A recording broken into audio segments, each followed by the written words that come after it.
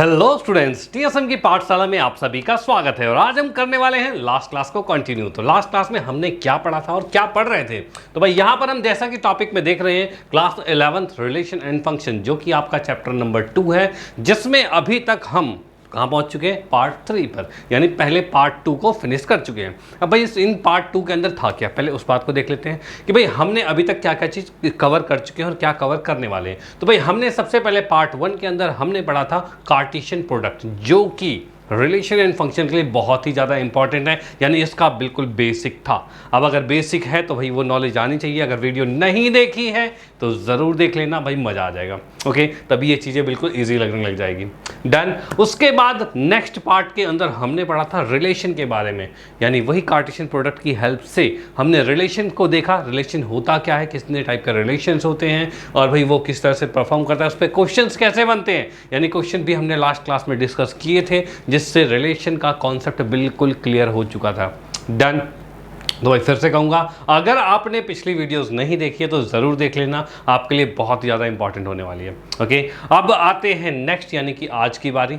आज हमारे पास क्या आता है, तो आज आते हैं पार्ट 3 पे। भाई पार्ट 3 में हम पढ़ने वाले हैं, जैसा कि रिलेशन पढ़ चुके हैं, तो बचा क्या, बचा फंक्शन। यानी आज की इस क्लास में हम फंक्शन को बिल्कुल क्लियर करने वाले हैं, जिसमें उसके सभी कॉन्सेप्ट को समझेंगे, उनके टाइप्स को समझेंगे, फंक्शन के टाइप्स कितने होते हैं, किस टाइप के फंक्शन हुआ करते हैं, कैसे वो टाइप्स आने वाले चैप्टर्स में, जैसे कि मैंने बताया था पहले भी कि रिलेशन एंड फंक्शन इतना बहुत ही ज़्यादा इंपॉर्टेंट वो इसलिए है क्योंकि ये अपने इस चैप्टर के अलावा या आगे आने वाले हर एक चैप्टर में, मोस्टली चैप्टर में आपको एक फंक्शन तो दिख ही जाएगा, रिलेशन फंक्शन दिख जाएंगे। अब दिख जाएंगे तो इसका मतलब अगर आपको ये पहले से क्लियर है, तभी वो वहाँ पर जाके आपको ईजीएस्ट फॉर्म में, मतलब मज़ा आएगा, ईजी लगेगा चीज़ें, ठीक है। अदरवाइज आप हमेशा अटकते रहोगे, बोलोगे पता नहीं क्या फंक्शन क्या है, क्या हो रहा है, हो क्या रहा है। तो भाई अगर आप चाहते हो आगे आने वाले चैप्टर में आपको कोई दिक्कत ना हो, तो आपको ये वीडियो आखिर तक देखनी है भाई, मज़ा आ जाएगा। ओके, तो भाई देखते हैं फंक्शन को किस तरीके से हम यहाँ कवर करने वाले हैं, क्या क्या चीज़ें हैं, क्या क्या कॉन्सेप्ट हैं और क्या क्या इसके मोस्ट इंपॉर्टेंट क्वेश्चन हैं। डन। चलो भाई देखते हैं इसमें। तो यहाँ हम सबसे पहले हम बात करेंगे फंक्शन के डेफिनेशन पे। फंक्शन की डेफिनेशन क्या कहती है, तो कहती कुछ ऐसा है कि अ रिलेशन एफ, भाई कोई रिलेशन है एफ फंक्शन का, from A non empty set A, कोई एक नॉन एम्प्टी सेट ए है, to non empty set B, यानी ए से बी की, ए सेट से बी सेट का एक रिलेशन जा रहा है, ठीक है। ए सेट से बी सेट का, वो भी नॉन एम्प्टी सेट है, याद रखना कैसे, नॉन एम्प्टी सेट है। Is said to be a function, ये फंक्शन कहलाएगा कब भाई, if every element of A, जब ए के सभी एलिमेंट के यूनिक इमेज होगी, यानी जितने भी ए की एलिमेंट हैं उनकी इमेज यूनिक होगी। अब ये इमेज क्या है, किस अकॉर्डिंग होता है, तो इसको यहाँ पर देखते हैं। तो यहाँ पर भाई सबसे पहले मैं आपको बताऊं जैसे कि मैंने ये ए सेट लिखा और ये लिख दिया भाई मैंने बी सेट लिख दिया। भाई ये दो चीज़ें देख ली, जैसा कि हमने रिलेशन में भी पढ़ा था, कुछ ऐसे हम ड्रॉ करते थे। अब ए सेट मैंने यहाँ पर लिखा क्या भाई, 1 2 3 4 एंड 5, ठीक है भाई, ये कर दिया। यहाँ पर मैंने लिख दिया भाई A B C D and E, भाई ये चीज़ हमने कर दी है यहाँ पे। डन, कोई दिक्कत नहीं। अब मैं कहूँ कि अगर हम कहते हैं कि A1, अगर 1 की बात करें, जैसे कि इसने कहा था कि भाई A टू B जा रहा है, यानी A से B की तरफ जा रहा है, यानी A वैल्यू अगर हम रखते हैं तो हमें क्या वैल्यू मिलेगी, तो वही set to B function if every element A के एवरी एलिमेंट जितने भी हैं उनकी यूनिक इमेज होगी। यूनिक जैसे 1 की इमेज ए आ रही है, ठीक है, 2 की इमेज बी आ रही है, 3 की इमेज मान लो ए ही आ रही है, 4 की इमेज डी आ रही है, 5 की इमेज सी आ रही है। अब बोलोगे सर यहाँ पर तो यूनिक इमेज नहीं है, भाई यूनिक इमेज है कैसे, कैसे कि भाई 1 का कोई, अगर मैं 1 एलिमेंट की बात करूँ तो इसकी कितनी इमेज बन रही है, तो 1 एलिमेंट का इकलौता ही, यानी ए एक इमेज के तौर पर है, भाई वही है, ठीक है। भाई 2 की बात करें तो उसकी बी इमेज है, 3 की बात की जाए तो ये इसकी एक ए इमेज है, ठीक है, ए इमेज है। भाई 3 की और कोई इमेज तो नहीं है ना, ए किसी और की हो कोई बात नहीं, लेकिन 3 की इमेज ए ही है, ठीक है। कन्फ्यूजन हो रही है, थोड़े कन्फ्यूजन। चलो एक मस्त वाले एग्जाम्पल से इसको समझते हैं। मस्त वाला एग्जाम्पल क्या है, तो इसके लिए मैं यहाँ पर लेता हूँ एक एक्स्ट्रा पेज। यहाँ पर जैसे कि मैंने बनाया एक सेट ए सेट, ठीक है, और ये सेट माना हमने बी सेट। भाई ये ए सेट है, ए क्या, हम इसमें क्या करते हैं, एक मस्त मस्त वाला एग्जाम्पल भी तो देना पड़ेगा। तो यानी कि मान लो कि इसमें मैंने यहाँ पर इसको मान लिया बी और इसको मान लिया एम, यानी हम मानते हैं क्या भाई, ये मान लो मदर है और ये क्या है, बेबी है या बच्चे हैं, कुछ भी कह सकते हो, ठीक है भाई। मान लो कि यहाँ पर मैंने बच्चों के लिए 1 2 3 4 5 ये नाम दे दिया बच्चों का, ठीक है। मदर्स के लिए हमने नाम दे दिया A B C D, ये नाम दे दिया हमने, डन, ये नाम दे दिया, ठीक है। अब बताओ एक जेन्युइन केस क्या होता है, जेन्युइन केस क्या होता है। तो भाई मैं कहूँ कि मान लो ये 1 नंबर वाला बच्चा वो A का बच्चा है, हो सकता है भाई। B नंबर वाला बच्चा मान लो C का बच्चा है, इसमें कोई दिक्कत नहीं भाई, ये C का बच्चा है, ठीक है। अब मैं कहूँ 3 जो है ये A का बच्चा है, क्या ऐसा पॉसिबल है? तो भाई हाँ, ये तो बिल्कुल पॉसिबल है भाई, ये बिल्कुल पॉसिबल है भाई। इसकी हम बात करें तो ये बिल्कुल पॉसिबल है कि भाई एक माँ के 2 बच्चे हो सकते हैं, ठीक है, हो सकते हैं। अब उसके बाद हम देखें भाई 4 जो है वो B का बच्चा है, फिर 5 जो है D का बच्चा है, यानी ये कंफर्म कोई दिक्कत वाली बात नहीं है यहाँ पे भाई। मैंने कहा 1 जो है वो A का बच्चा है और भाई 3 भी A ही का बच्चा है, तो हो सकता है भाई ये मदर है और उनके 2 बच्चे होंगे भाई, एक माँ के 2 बच्चे हो सकते हैं, डन। अगर मैं इसी में कह दूँ, क्या कह दूँ भाई, कि भाई इसके अंदर मैं कह दूँ कि चलो इसी में इस 4 के साथ इसको भी अटैच कर दिया मैंने, इसको भी अटैच कर दिया। अब देखो ये क्या कहना चाह रहा है, कहना ही चाह रहा है 4 जो है 4 की माँ B है और 4 की माँ C भी है, क्या 2 माएँ हो सकती है? वही सौतेली वाली बात नहीं कर रहे, जेन्युइन वाली, मतलब जो खून का रिश्ता होता है वो वाली बात कर रहे हैं। तो खून के रिश्ते वाली बात की जाए तो भाई एक बेबी के 2 माँ तो नहीं हो सकते भाई, हो ही नहीं सकते भाई। एक बेबी के 2 माँ हो ही नहीं सकते, कोई एक ही माँ उसे जन्म देगी, वही होगा। तो ये बिल्कुल लॉजिकल वाला सीन है क्या, कि भाई एक वैल्यू पुट करके आप 2 आंसर नहीं निकाल सकते, यानी एक बेबी की 2 माँ नहीं हो सकते भाई, हो ही नहीं सकते, डन भाई। एक बेबी के 2 माँ हो ही नहीं सकते। तो यानी अगर आपको ऐसा दिख जाए कि 4 पुट करते B आ रहा है और 4 पुट करते ही C आ रहा है, यानी कि आपके पास अगर कोई भी ऑर्डर्ड पेयर आ जाए, जैसे कि 4 B आ गया और साथ में 4 C आ गया, ये आ गया, 4 के साथ B आ गया, 4 के साथ C आ गया। अगर ऐसा आपको दिख जाए कि सेम एलिमेंट पुट करते हैं आपके डिफरेंट आंसर आ रहे हैं, इसका मतलब आप सीधे काटोगे कि ये फंक्शन है ही नहीं, ये फंक्शन एग्जिस्ट नहीं करेगा, ये गलत बात हो रही है भाई, ऐसा नहीं हो सकता। और इसके लिए हम इसको डिनाई कर देंगे कि भाई ये फंक्शन नहीं है। तो हम क्या करते हैं भाई इसके लिए, तो हम इसको जेन्युइन केस के लिए नॉर्मल सही कर देते हैं। और सही कैसे होगा, तो सही हमने कर दिया यहाँ पर, अब बिल्कुल सही हो गया। अब क्या सही हो गया कि भाई अगर मैं 1 पुट करता हूँ तो 1 पुट करते ही A आ रहा है, ठीक है, 2 पुट करते ही B आ रहा है, 3 पुट करते ही A आ रहा है और 4 पुट करते ही B आ रहा है और भाई 5 पुट करते ही D आ रहा है, ठीक है। यानी कभी भी आपने सेम एलिमेंट पुट करके डिफरेंट आंसर नहीं लाया, आंसर सेम आ जाए कोई बात नहीं, ठीक है, आंसर सेम आ जाए, यानी कि बाद वाली वैल्यू सेम आ जाए, A आ रहा है कोई दिक्कत नहीं है, शुरू वाली वैल्यू कभी सेम नहीं होनी चाहिए, डन, कोई दिक्कत नहीं है। चलो भाई, तो वही चीज़ हम यहाँ पर देख रहे थे क्या कह रहे थे भाई कि भाई A to B अगर जाता है, said to be a function, ये फंक्शन होगा if every element of A के जितने भी एलिमेंट है उसकी यूनिक इमेज होगी, यानी उसके एक ही इमेज होगा, यानी कि एक का एक इमेज है और भाई 2 का B इमेज है। और ऐसा कभी नहीं हो सकता कि भाई 1 से ही मैं B पर भी ले जाऊँ, 1 से भी A पर ले जाऊँ, डन, क्योंकि एक बच्चे के 2 माँ नहीं हो सकते भाई, नहीं हो सकते। चलो भाई ठीक है, तो भाई यहाँ पर आप इसका स्क्रीनशॉट ले सकते हो कि ये आपका क्या हो गया, ये डेफिनेशन आ गई। और उसके बाद हम चलते हैं नेक्स्ट पे और देखते हैं आगे क्या है भाई, आगे कौन सा कॉन्सेप्ट है। तो आगे कुछ बातें हैं जो कि आपको पता होना चाहिए, सम इम्पॉर्टेंट नोट्स हैं, क्या चीज़ कहना चाह रहा है इस बात को देखते हैं। तो भाई यहाँ पर कहना चाह रहा है the domain of F is set ए, ठीक है, यानी कि जैसा कि अभी मैंने बताया कि भाई एक सेट हमने ये लिया और एक सेट हमने ये ले लिया, ये A सेट था और ये B सेट था, इसमें लिखा 1 2 3 4 5, इसमें लिखा A B C D कर दिया, तो ये यहाँ पर ये जा रखा है, ये इसमें जा रखा है, C है D, भाई ऐसे कर दिया हमने, डन। अब इसमें कहा जा रहा है क्या कि जो सेट A है भाई, यहाँ पर जो फंक्शन जा रहा है, फंक्शन कैसे जा रहा है, तो फंक्शन की बात करें तो A to B जा रहा है भाई, फंक्शन जो है वो A से B की तरफ जा रहा है, यानी A वैल्यू आप रखोगे और B का आंसर आएगा, डन। इसमें जो A के जितने भी एलिमेंट है, क्या बताया भाई, domain of F is set A, यानी फंक्शन जो हमारे पास है उसका डोमेन क्या होगा, तो डोमेन वो होगा जो A सेट है। यानी कि अगर मैं इसमें लिखूं तो क्या लिखूंगा भाई, बिल्कुल यहां मैंने लिख दिया भाई डोमेन, तो डोमेन हमारे पास जो आ जाएगा वो आ जाएगा 1 2 3 4 5। भाई ये डोमेन आ गया, इसमें कोई दिक्कत वाली बात नहीं। चलो अब इसके बाद क्या है, no two distinct order pair in F have the same first element, यानी ये कहना चाहता है कभी भी ऑर्डर्ड पेयर में पहला एलिमेंट सेम नहीं होगा। जैसा कि यहाँ मैंने कट किया है, पहला एलिमेंट सेम नहीं हो सकता। डन। तो ये भी इंपॉर्टेंट बात में यहाँ पर बताई गई है, ओके, जो कि हम डिस्कस कर चुके हैं, समझ में आ गया होगा। ठीक है, अब इसको आप लिख लोगे तो ये अभी आपको कहते हैं ना रिमाइंड रहेगा बिल्कुल सही से।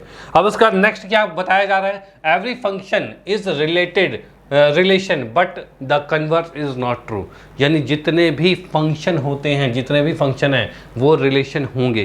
भाई जितने भी फंक्शन होंगे वो रिलेशन होंगे, लेकिन सारे रिलेशन फंक्शन नहीं होते। डन। वो कैसे, तो मैं आपको यहाँ पर वापस लेके आता हूँ। तो इस एलिमेंट की बात बताऊँ तो यहाँ पर ये रिलेशन तो है कि 4 पुट करने पे बी है और 4 से सी है, ये रिलेशन तो है, लेकिन ये फंक्शन नहीं है।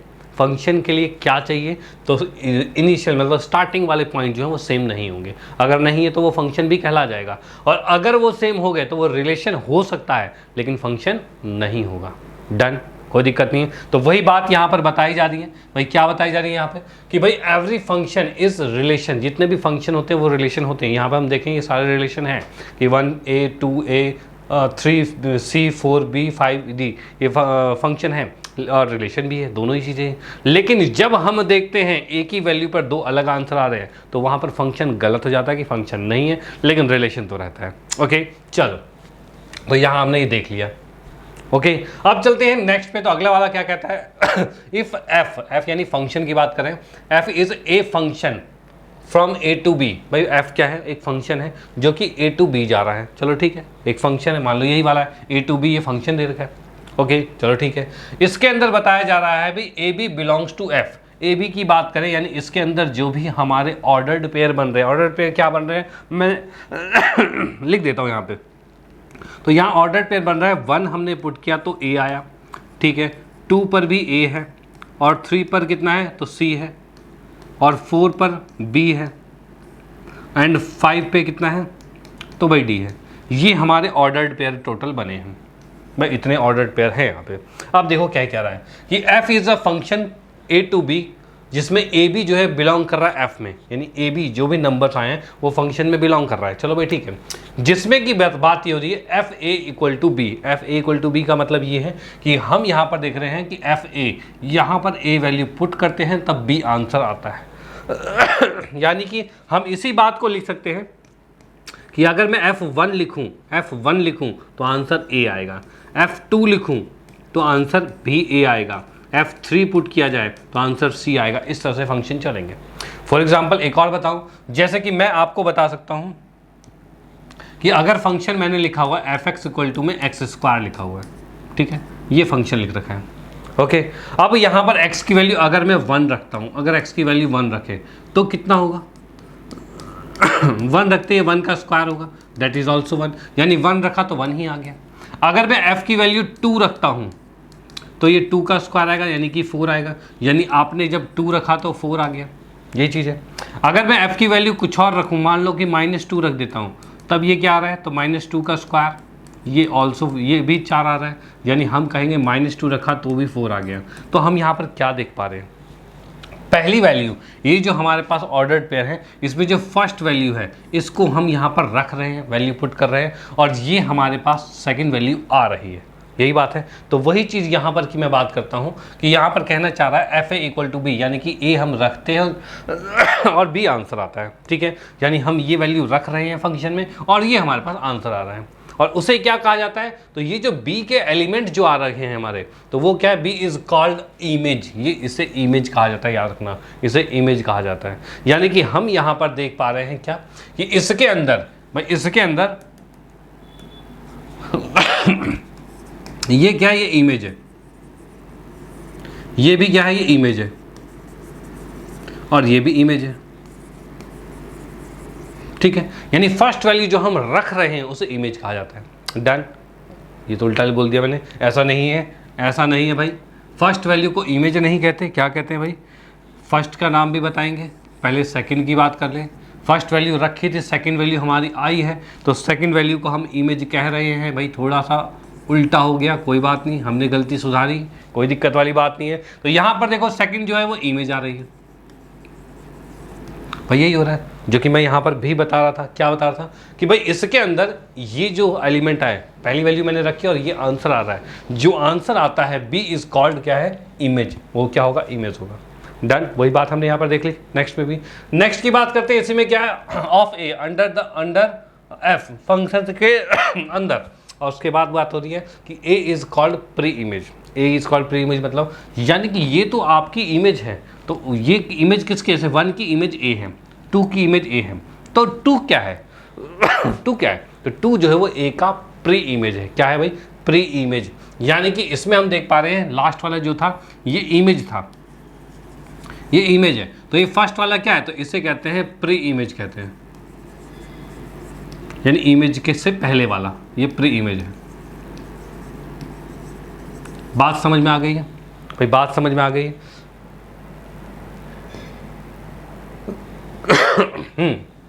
तो यहां हम देख पा रहे हैं जो ए के जितने भी एलिमेंट है ये प्री इमेज है किसके, बी के एलिमेंट के, यही चीज़ है।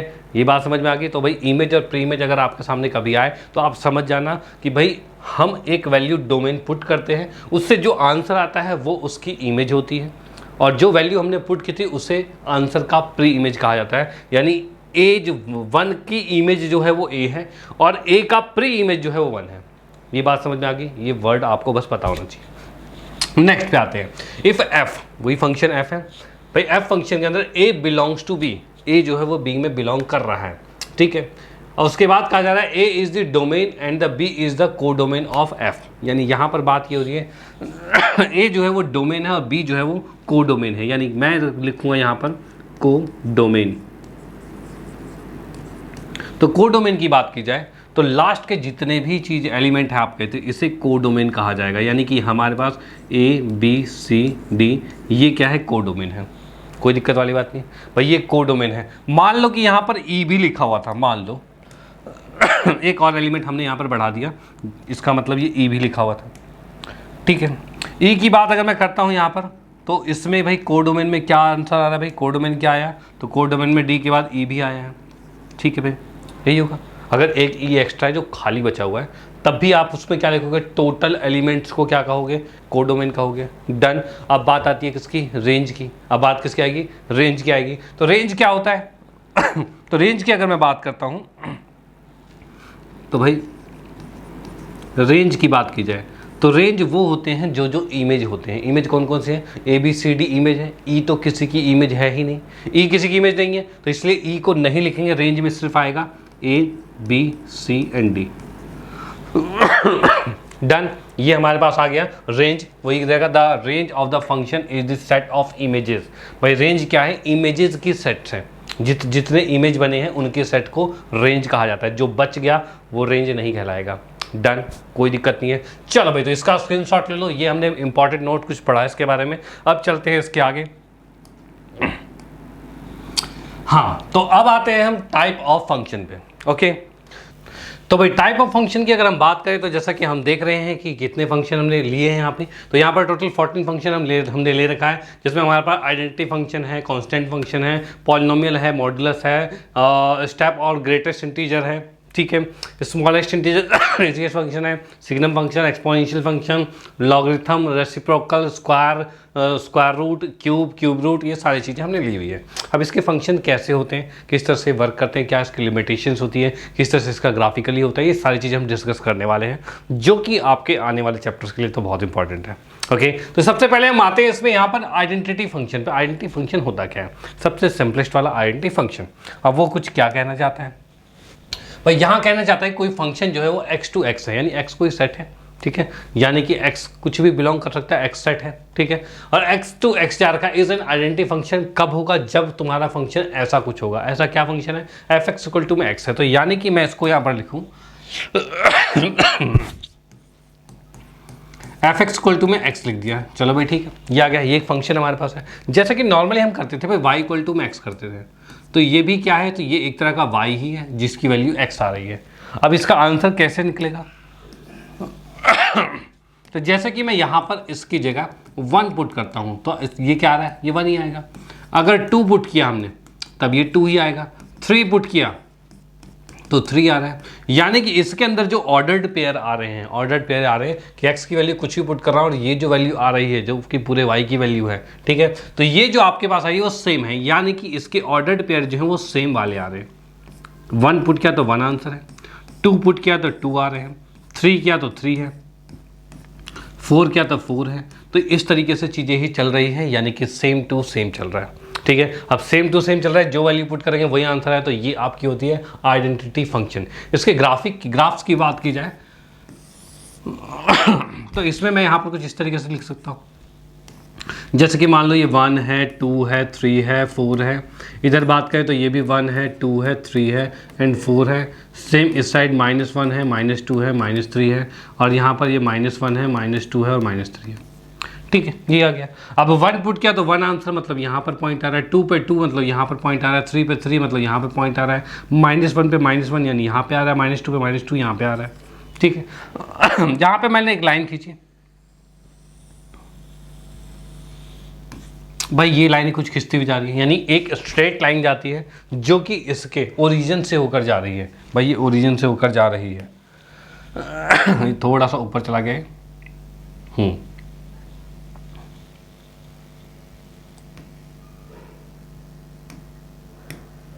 ठीक है भाई जी, हाँ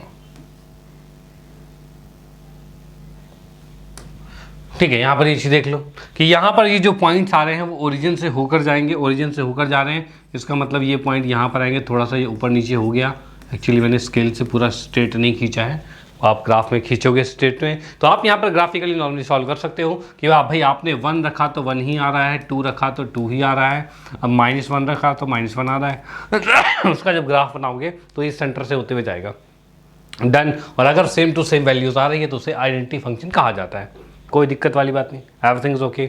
चलो भाई ठीक है, चलते हैं नेक्स्ट पे और देखते हैं आगे क्या अगला फंक्शन कौन सा है। अगला फंक्शन है कांस्टेंट फंक्शन। कांस्टेंट मतलब एक फिक्स वैल्यू जो रहती है कांस्टेंट होती है, वो कांस्टेंट होता है। अभी कांस्टेंट फंक्शन की बात करें तो constant function is one that maps each element of the domain to a constant, ठीक है, यानी कि डोमेन में आप कोई भी वैल्यू रखते हो उसका आंसर कांस्टेंट ही आएगा, ठीक है। Domain of the function is R and range is the singleton set C where C is the constant. यानी कि मैं बात करूं कि अगर फंक्शन कोई हमारे पास है f(x) इक्वल टू में मान लो 2 लिखा हुआ है, ठीक है, अगर मैं x की वैल्यू 1 रखूं तो क्या होगा, तो यहाँ कुछ रखने के लिए है ही नहीं, यानी ये 2 ही रहेगा। अगर मैं x की वैल्यू 2 रखूं तब भी ये 2 ही रहेगा, x की वैल्यू 3 रखें तब भी ये 2 ही रहेगा, यानी कि ये फंक्शन कुछ उसी तरीके से है जैसे y इक्वल टू 2 होता है। भाई ये हो गया। इसका ग्राफ कैसे खींचा जाता है, और इसके ग्राफ की अगर मैं बात करूं तो फिर से हमने एक लाइन खींची, ये चीज़ कर दिया 1 2 3 -1 -2 -1 -2 -3 1 2 3 4। भाई इस तरह से मैंने ग्राफ बना दिया, ठीक है। अब इसमें कहा गया y equal to 2, y equal to 2 कहाँ होगा, तो y इक्वल टू 2, यानी कि आप इसमें x की कोई भी वैल्यू रख रहे हो y 2 ही आ रहा है, तो x की कोई भी वैल्यू रखोगे, 1 रखा तब भी 2 आ रहा है, ठीक है, 0 रखा तब भी 2, 1 रखा तब भी 2, 2 रखा तब भी 2, -1 रखा तब भी 2, ठीक है, यानी कि एक स्ट्रेट लाइन ऐसी कुछ आ गई है। भाई ये स्ट्रेट लाइन आपके सामने आ चुकी है जो कि शो कर रहा है f(x) इक्वल टू में 2। यानी कांस्टेंट फंक्शन के अंदर क्या होता है, जब भी कोई भी एक फिक्स वैल्यू आ जाए और x की जगह कुछ भी पुट करते रहो वो कांस्टेंट नंबर ही आएगा, तो उसे कांस्टेंट फंक्शन कहा जाता है और उसका ग्राफ कुछ इस तरीके से बनता है। डन। इसमें अगर हम बात करें इसके ऑर्डर्ड पेयर क्या आएंगे, तो भाई -1 रखते हो तब भी 2 आ रहा है, ठीक है, 0 रखा तब भी 2 आ रहा है, अगर आपने 1 रखा तब भी 2 आ रहा है, 2 रखा तब भी 2 आ रहा है, भाई सब में 2 आ रहा है, ठीक है। तो ये आपका क्या है, कांस्टेंट फंक्शन है, जिसके अंदर भाई मैं बात करूं ए सेट जो होता है, इसमें तो आप ए सेट में क्या रखते हैं, तो x की जो वैल्यू हम रख सकते हैं वो रखेंगे, यानी 1 2 3 4 डॉट डॉट डॉट बहुत सारी वैल्यू रख सकते हैं, ठीक है। लेकिन यहीं पर b की बात करूं तो b सेट के अंदर सिर्फ एक ही एलिमेंट होता है, जैसा कि इस वाले फंक्शन में 2 है, ठीक है। नॉर्मली हम उसे c से नोट कर सकते हैं कि वो एक सिंगलटन सेट होता है। सिंगलटन मतलब क्या हुआ, ऐसा सेट जिसमें सिर्फ एक ही एलिमेंट होता है उसे सिंगलटन सेट कहते हैं। तो यानी कि बी सेट जो होता है वो सिंगलटन होता है, फिक्स एक ही नंबर होता है उसके अंदर, ठीक है। जैसा कि आप देख पा रहे हो एक ही है, कोई भी वैल्यू 1 पुट किया तब भी 2, 2 किया तब भी 2, 3 किया तब भी 2, कुछ भी वैल्यू पुट करोगे 2 ही आएगा। तो ये आपका एक कांस्टेंट फंक्शन आ जाएगा। डन, इसका भी स्क्रीनशॉट ले लो। चलते हैं नेक्स्ट पार्ट पे और देखते हैं अगला पार्ट क्या कहता है। तो भाई अगले पार्ट की हम बात करें तो ये है हमारा पॉलिनोमियल फंक्शन। भाई ये क्या है, पॉलिनोमियल फंक्शन है। पॉलिनोमियल फंक्शन कैसा है भाई, तो यहाँ पर हम देख रहे हैं फंक्शन R टू R मतलब रियल नंबर है, कोई भी रियल नंबर से रियल नंबर तक लेके जा रहे हैं हम, ठीक है। यानी हम उसमें कोई भी रियल नंबर पुट कर सकते हैं, आंसर भी रियल नंबर आएगा। डन, चलो ठीक है।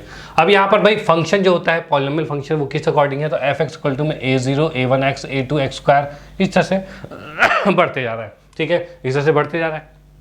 यानी कि एक छोटा सा एग्जांपल ले लूँ तो मैंने f(x) का एग्जांपल ले लिया कि भाई ax² plus bx plus c, भाई ये क्वाड्रेटिक है, ठीक है, लेकिन है तो पॉलिनोमियल ही। तो ये आपके पास एक फंक्शन है, चलो ठीक है। अब इसमें कहा है where n is a non negative integer, n जो है वो नॉन नेगेटिव इंटीजर है, यानी कि इसमें जो पावर्स दे रखे हैं जैसे x² और ये लास्ट में x की पावर n है, मैं यहीं पर लिख दूँ इसे तो मतलब कि पावर कभी भी नेगेटिव में नहीं आ सकती, ये याद रखना, ठीक है। क्योंकि अगर वो नेगेटिव में आ गई तो ये x जो आ जाएगा 1/x आएगा और 1/x पॉलिनोमियल में एग्जिस्ट नहीं करता है, ठीक है। तो यहाँ पर n की वैल्यू नेगेटिव नहीं हो सकती, ये याद रखना। ओके चलो, अब यहाँ पर क्या है, where n is non negative integer and a0 a1 a2 a3 ये सारे जो है वो रियल नंबर है, ये चीज़ है। तो यानी कि यहाँ पर हम क्या करना चाह रहे हैं कि इसके अंदर हम कोई भी वैल्यू रख सकते हैं, कोई भी वैल्यू आ सकती है। यानी कि मैंने यहाँ पर रखा भाई ये हमारे पास ये आ रखा है, अब मैं इसमें रखूँगा तो थोड़ा सा वैल्यू ज़्यादा बढ़ जाएगी, इसको थोड़ा सा छोटा कर देते हैं। छोटा करने का मतलब एक नंबर्स के अकॉर्डिंग ले लेते हैं। भाई हमने लिख दिया 2x² प्लस में 3x प्लस में 4 लिख दिया, ये तो अब समझ में आ रहा है, इसका एग्जैक्ट आंसर निकाला जा सकता है। अब देखो हमें पता है फंक्शन जो है वो रियल टू रियल जा रहा है, यानी हम कोई भी रियल वैल्यू पुट करेंगे। मान लो मैंने 1 पुट किया, 1 अगर पुट करूंगा तो इस साइड आंसर क्या आएगा 2 1 जा 2 ही होगा और 3 1 जा 3 होगा, 3 2 5 4 9, भाई 9 आ रहा है। यानी अगर आपने 1 रखा तो 9 आ रहा है, 2 रखोगे तो क्या आएगा, तो 2 2 जा 4 2 जा 8 8 और 10 18 आ रहा है, ये आ गया। 2 पुट करती 18 आ गया, 3 पुट करके 3 3 9 दूनी 18 18 और 18 9 27 27 4 31, भाई 31 आ रहा है, भाई ये आ रहा है। मतलब आप 1 पुट कर रहे हो तो 9 आ रहा है, 2 पुट कर रहे हो तो 18 आ रहा है, 3 पुट कर रहे हो तो 31 आ रहा है। इस तरह से वैल्यूज चलती जा रही है। डन, इस तरह से चल रही है। अब इस कंडीशन में ये जो आपका है ये पॉलिनोमियल फंक्शन के अकॉर्डिंग है। अब पॉलिनोमियल में आपका स्क्वायर भी हो सकता है, क्यूब भी हो सकता है और भाई कुछ भी पावर हो सकती है, पावर 100 तक जा सकती है, कोई दिक्कत नहीं है, ठीक है। इस तरह से चीज़ें रहेगी आपकी। ओके, तो भाई इसका स्क्रीनशॉट ले लो, ये है आपका पॉलिनोमियल फंक्शन। अब उसके बाद चलते हैं नेक्स्ट पे। भाई इसका ग्राफ की बात करें तो ग्राफ तो आप अपने अकॉर्डिंग इसको बनाओगे, जैसे कि 1 9। अब इसको इसके अकॉर्डिंग ग्राफ में पेपर में ड्रॉ करना कि 1 रखा फिर 9 रखा, ठीक है, 2 के साथ 18, 3 के साथ 31, ऐसे चलता रहेगा। उसके बाद नेक्स्ट की हम बात करते हैं तो ये है मॉड्यूलस फंक्शन, बहुत मोस्ट इंपॉर्टेंट भाई मॉड्यूलस फंक्शन। अब ये मॉड्यूलस फंक्शन करता क्या है, होता क्या है, तो मॉड्यूलस फंक्शन की बात करें ये रियल टू रियल जा रहा है, चलो ठीक है। अब इसमें क्या है, फंक्शन f(x) = में mod x, यानी मॉड्यूलस x की बात करें तो कोई भी फंक्शन इस तरह से मॉड में लिखा रहता है उसे मॉड्यूलस फंक्शन कहा जाता है। अब ये मॉड करता क्या है, तो मॉड के करने की मैं बात बताऊं तो यहाँ पर हमेशा अगर मैं इसके अंदर 1 वैल्यू रखता हूँ तो भी ये mod 1 यानी कि 1 आंसर देगा, ठीक है। अगर मैं फंक्शन की जगह -1 रखता हूँ तो ये -1 का मॉड होगा और ये भी आंसर में आपको 1 ही देगा, ठीक है। अगर मैं यहाँ पर 2 रखता हूँ, भाई अगर 2 रखा तो इसके अंदर कहा जाए तो भाई ये भी 2 का मॉड रहेगा जो कि आंसर 2 ही देगा, ठीक है। और अगर मैं फंक्शन में -2 रखता हूँ तब भी ये -2 होगा और ये इसका आंसर 2 ही आएगा। यानी कि मॉडुलस का काम सिर्फ इतना होता है कि वो नेगेटिव चीज़ों को भी पॉजिटिव कर देता है, अगर नेगेटिव है तो भी पॉजिटिव कर देगा। यानी कि अगर मैं इसके ग्राफ की बात करूं ये हमारे पास है 1 2 3 4 -1 -2 -3 -4, यहाँ पर भाई 1 2 3 4। नीचे की बात करें तो -1, -2, -3 एंड -4। भाई ये बात आ गई हमारे पास, कोई दिक्कत नहीं है। अब देखिए इसके अंदर क्या है, जैसा कि वैल्यू निकाली थी वैसे वैसे रखते जाओ, अपने आप आंसर आता जाएगा, यानी ग्राफ बनता जाएगा। हमने 1 रखा तो 1 आया, यानी x की वैल्यू 1 रखी तो आंसर 1 ये आ गया। ठीक है, यानी ये पहला वाला शो कर रहा है 1 1। दूसरा है कि अगर मैंने -1 रखा तब भी 1 आया है, यानी कि मैंने -1 रखा तब भी 1 आ रहा है। ठीक है, अगर हम 0 रखेंगे तो 0 ही आएगा, 0 पे ही आएगा। अगर मैंने 2 रखा तो 2 आ रहा है, 2 रखा तो 2 आ गया। -2 रखा है तब भी 2 आ रहा है, तो -2 रखा तब भी 2 आ रहा है। यानी इसका जो ग्राफ बनेगा वो कुछ इस तरीके का बनेगा, ये इस तरफ चला जाएगा भाई, ये इस तरह से पॉइंट है, ये इस तरह चल जाएगा। ठीक है, यानी कि हम इसमें देख रहे हैं ये लाइन नॉर्मली अगर क्या होता, नॉर्मली अगर fx इक्वल टू में x होता, सिर्फ x होता, मॉड नहीं होता, तब हम ये लाइन पूरे को नीचे खींच देते ऐसे, जैसा कि हमने आइडेंटिटी फंक्शन में किया था। ठीक है, ये सीधा स्ट्रेट नीचे आ जाता, क्योंकि वो प्लस में प्लस आंसर देता, माइनस में माइनस देता। लेकिन इस मॉडुलस की कंडीशन में अगर हम माइनस रख रहे हैं तो वो उसको प्लस कर दे रहा है, यानी कि वो नीचे वाली लाइन को उठाकर वो पॉजिटिव वाली ऊपर लेके चला गया। ठीक है, तो ये मॉडुलस फंक्शन आपके पास आ चुका है। तो वही यहाँ पर बताया जा रहा है क्या, कि भाई डिफाइन जो है f equal to mod x है for each x belongs to real number, कोई भी x रियल नंबर में जा रहा है तो f इक्वल टू x है। f इक्वल टू x होगा कब, जब x ग्रेटर देन 0 है। यानी x की वैल्यू अगर मैं ग्रेटर देन 0 रखता हूँ तब आंसर पॉजिटिव में आएगा। ठीक है, और क्या रखा f इक्वल टू -x है कब, जब x की वैल्यू नेगेटिव ली जाए। यानी कि अगर मैं x की वैल्यू नेगेटिव लेता हूँ, यानी कि मैंने यहाँ पर लिखा क्या, f इक्वल टू में -x लिखा, लेकिन अगर मैं यहाँ पर नेगेटिव रखता हूँ यानी -1 रखता हूँ, तो अब देखो ये क्या होगा, -1 +1 हो गया, ये आ गया। यानी कि हमने देखा कि अगर माइनस रख रहे हैं तब भी पॉजिटिव आंसर आ रहा है, जैसा कि मैंने यहाँ पर बताया था। ठीक है, तो यहाँ पर क्या है, माइनस क्यों रखा है, क्योंकि वो नेगेटिव वाले पे माइनस है, यानी वो उसको प्लस कर देगा, माइनस माइनस। ठीक है, तो is called a modulus function, इसे मॉडुलस फंक्शन कहते हैं, और एब्सोल्यूट वैल्यू ऑफ फंक्शन, ये इसे एब्सोल्यूट वैल्यू ऑफ फंक्शन भी कहा जाता है। ओके, अब नेक्स्ट क्या है, the graph of the modulus function is above the x axis. जो भी ग्राफ होता है वो एक्स एक्सिस के अबव होता है, देख पा रहे हो आप, ये एक्स एक्सिस है, इसे एक्स एक्सिस कहते हैं। ठीक है, और इसे वाई एक्सिस कहते हैं। तो भाई ये एक्स एक्सिस के अबव ही उसका ग्राफ बनता है, जैसा कि आप देख पा रहे हो, कोई दिक्कत वाली बात नहीं। डन, इसका स्क्रीनशॉट लो, चलते हैं नेक्स्ट पे। ओके, तो फिर नेक्स्ट हमारा है जो कि हम देख पा रहे हैं स्टेप और ग्रेटेस्ट इंटीजर फंक्शन। भाई स्टेप फंक्शन क्या है, या फिर ग्रेटेस्ट इंटीजर फंक्शन भी कहा जाता है इसे। नॉर्मली आपने ग्रेटेस्ट इंटीजर के फॉर्म में ही इसे देखा होगा, लेकिन एक न्यू नाम भी बिल्कुल याद रखना, क्या भाई स्टेप फंक्शन भी इसे कहा जाता है। ओके, कंफ्यूज नहीं होना है। तो यहाँ पर भाई ग्रेटेस्ट इंटीजर वाला फंक्शन, ये कैसा फंक्शन होता है, भाई क्या कहता है, तो इसके हम बात करते हैं। तो यहाँ पर मैं आपको बता दूँ इसके एक्सप्लेनेशन में कि अगर ग्रेटेस्ट इंटीजर, नाम से क्या दिख रहा है, ग्रेटेस्ट इंटीजर, यानी ऐसी वैल्यू जो कि जिसमें बड़े से बड़ा इंटीजर हो। जैसे कि मैंने एक लिखा नंबर 7.5, भाई मैंने एक नंबर लिख दिया है 7.5। ठीक है भाई,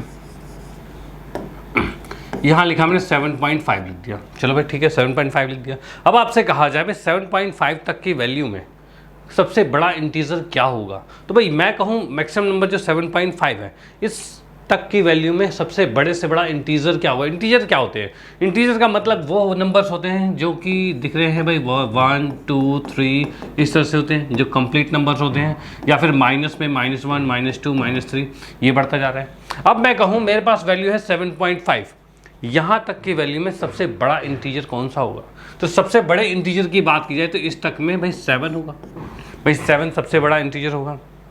डन, तो वैसे मैं बात करूँ 7.5 लिखो या 7.8 लिखो या 7.1 लिखो या 7.99 लिखो, इन सब के सब में ग्रेटेस्ट इंटीजर, सबसे बड़ा इंटीजर कौन सा है, तो इन सब के लिए ग्रेटेस्ट इंटीजर 7 ही है भाई, क्या 7 ही है। जैसे ही आप इससे बढ़कर ऊपर आते हो 8.01 पे आ गए, 8.01 पे आ गए, यानी कि इस टाइम पे ग्रेटेस्ट इंटीजर क्या बचा आपके पास, तो अब ये ग्रेटेस्ट इंटीजर आ चुका है 8, यानी अब वैल्यूज़ क्या आ गई 8 आ गई, यानी बड़े से बड़ा इंटीजर जो है वो आपके पास 8 आ चुका है। डन, अब इसको देखते हैं ग्राफिकली, भाई ग्राफिकली कैसा होने वाला है। तो ग्राफिकली की मैं बात करता हूँ, तो यहाँ पर मान लो मैंने कुछ इस तरह से लाइन खींची, जिसमें हम देख पा रहे हैं भाई ये x होता है, ये x डैश है, ये y है और ये y डैश है, इतना तो हमें पता है। ठीक है। अब यहाँ पर भाई वैल्यूज़ की बात करें तो भाई 1 2 3 4 5, इधर देखा गया 1 2 3 4, इधर -1 -2 -3 -4 -5, इधर हमने देखा -1 -2 -3 -4, भाई ये लिख दिया हमने, इसमें कोई दिक्कत वाली बात नहीं। ओके डन, चलो ठीक है। अब मैं कहूँ x की वैल्यू क्या होगी, अगर x की वैल्यू 0 से 1 तक होता है, भाई क्या होती है भाई, x की वैल्यू 0 से 1 तक होती है, तो उस कंडीशन में भाई मैं यहाँ पर लेता हूँ, दूसरे कलर से आते हैं, भाई हमने ये ले लिया। अब मैं कहूँ भाई x की वैल्यू 0 से 1 तक जाती है, तो उस कंडीशन में क्या होगा, तो भाई यहाँ से मैं बात करूँ 0 से 1, ये वैल्यू आएगी हमारी, भाई 0 से 1 वाली वैल्यू आ जाएगी, ठीक है, 0 से 1 आ गया। ओके नेक्स्ट की हम बात करें 1 से 2, तो भाई 1 से 2 में हमारे पास ये आ जाएगा,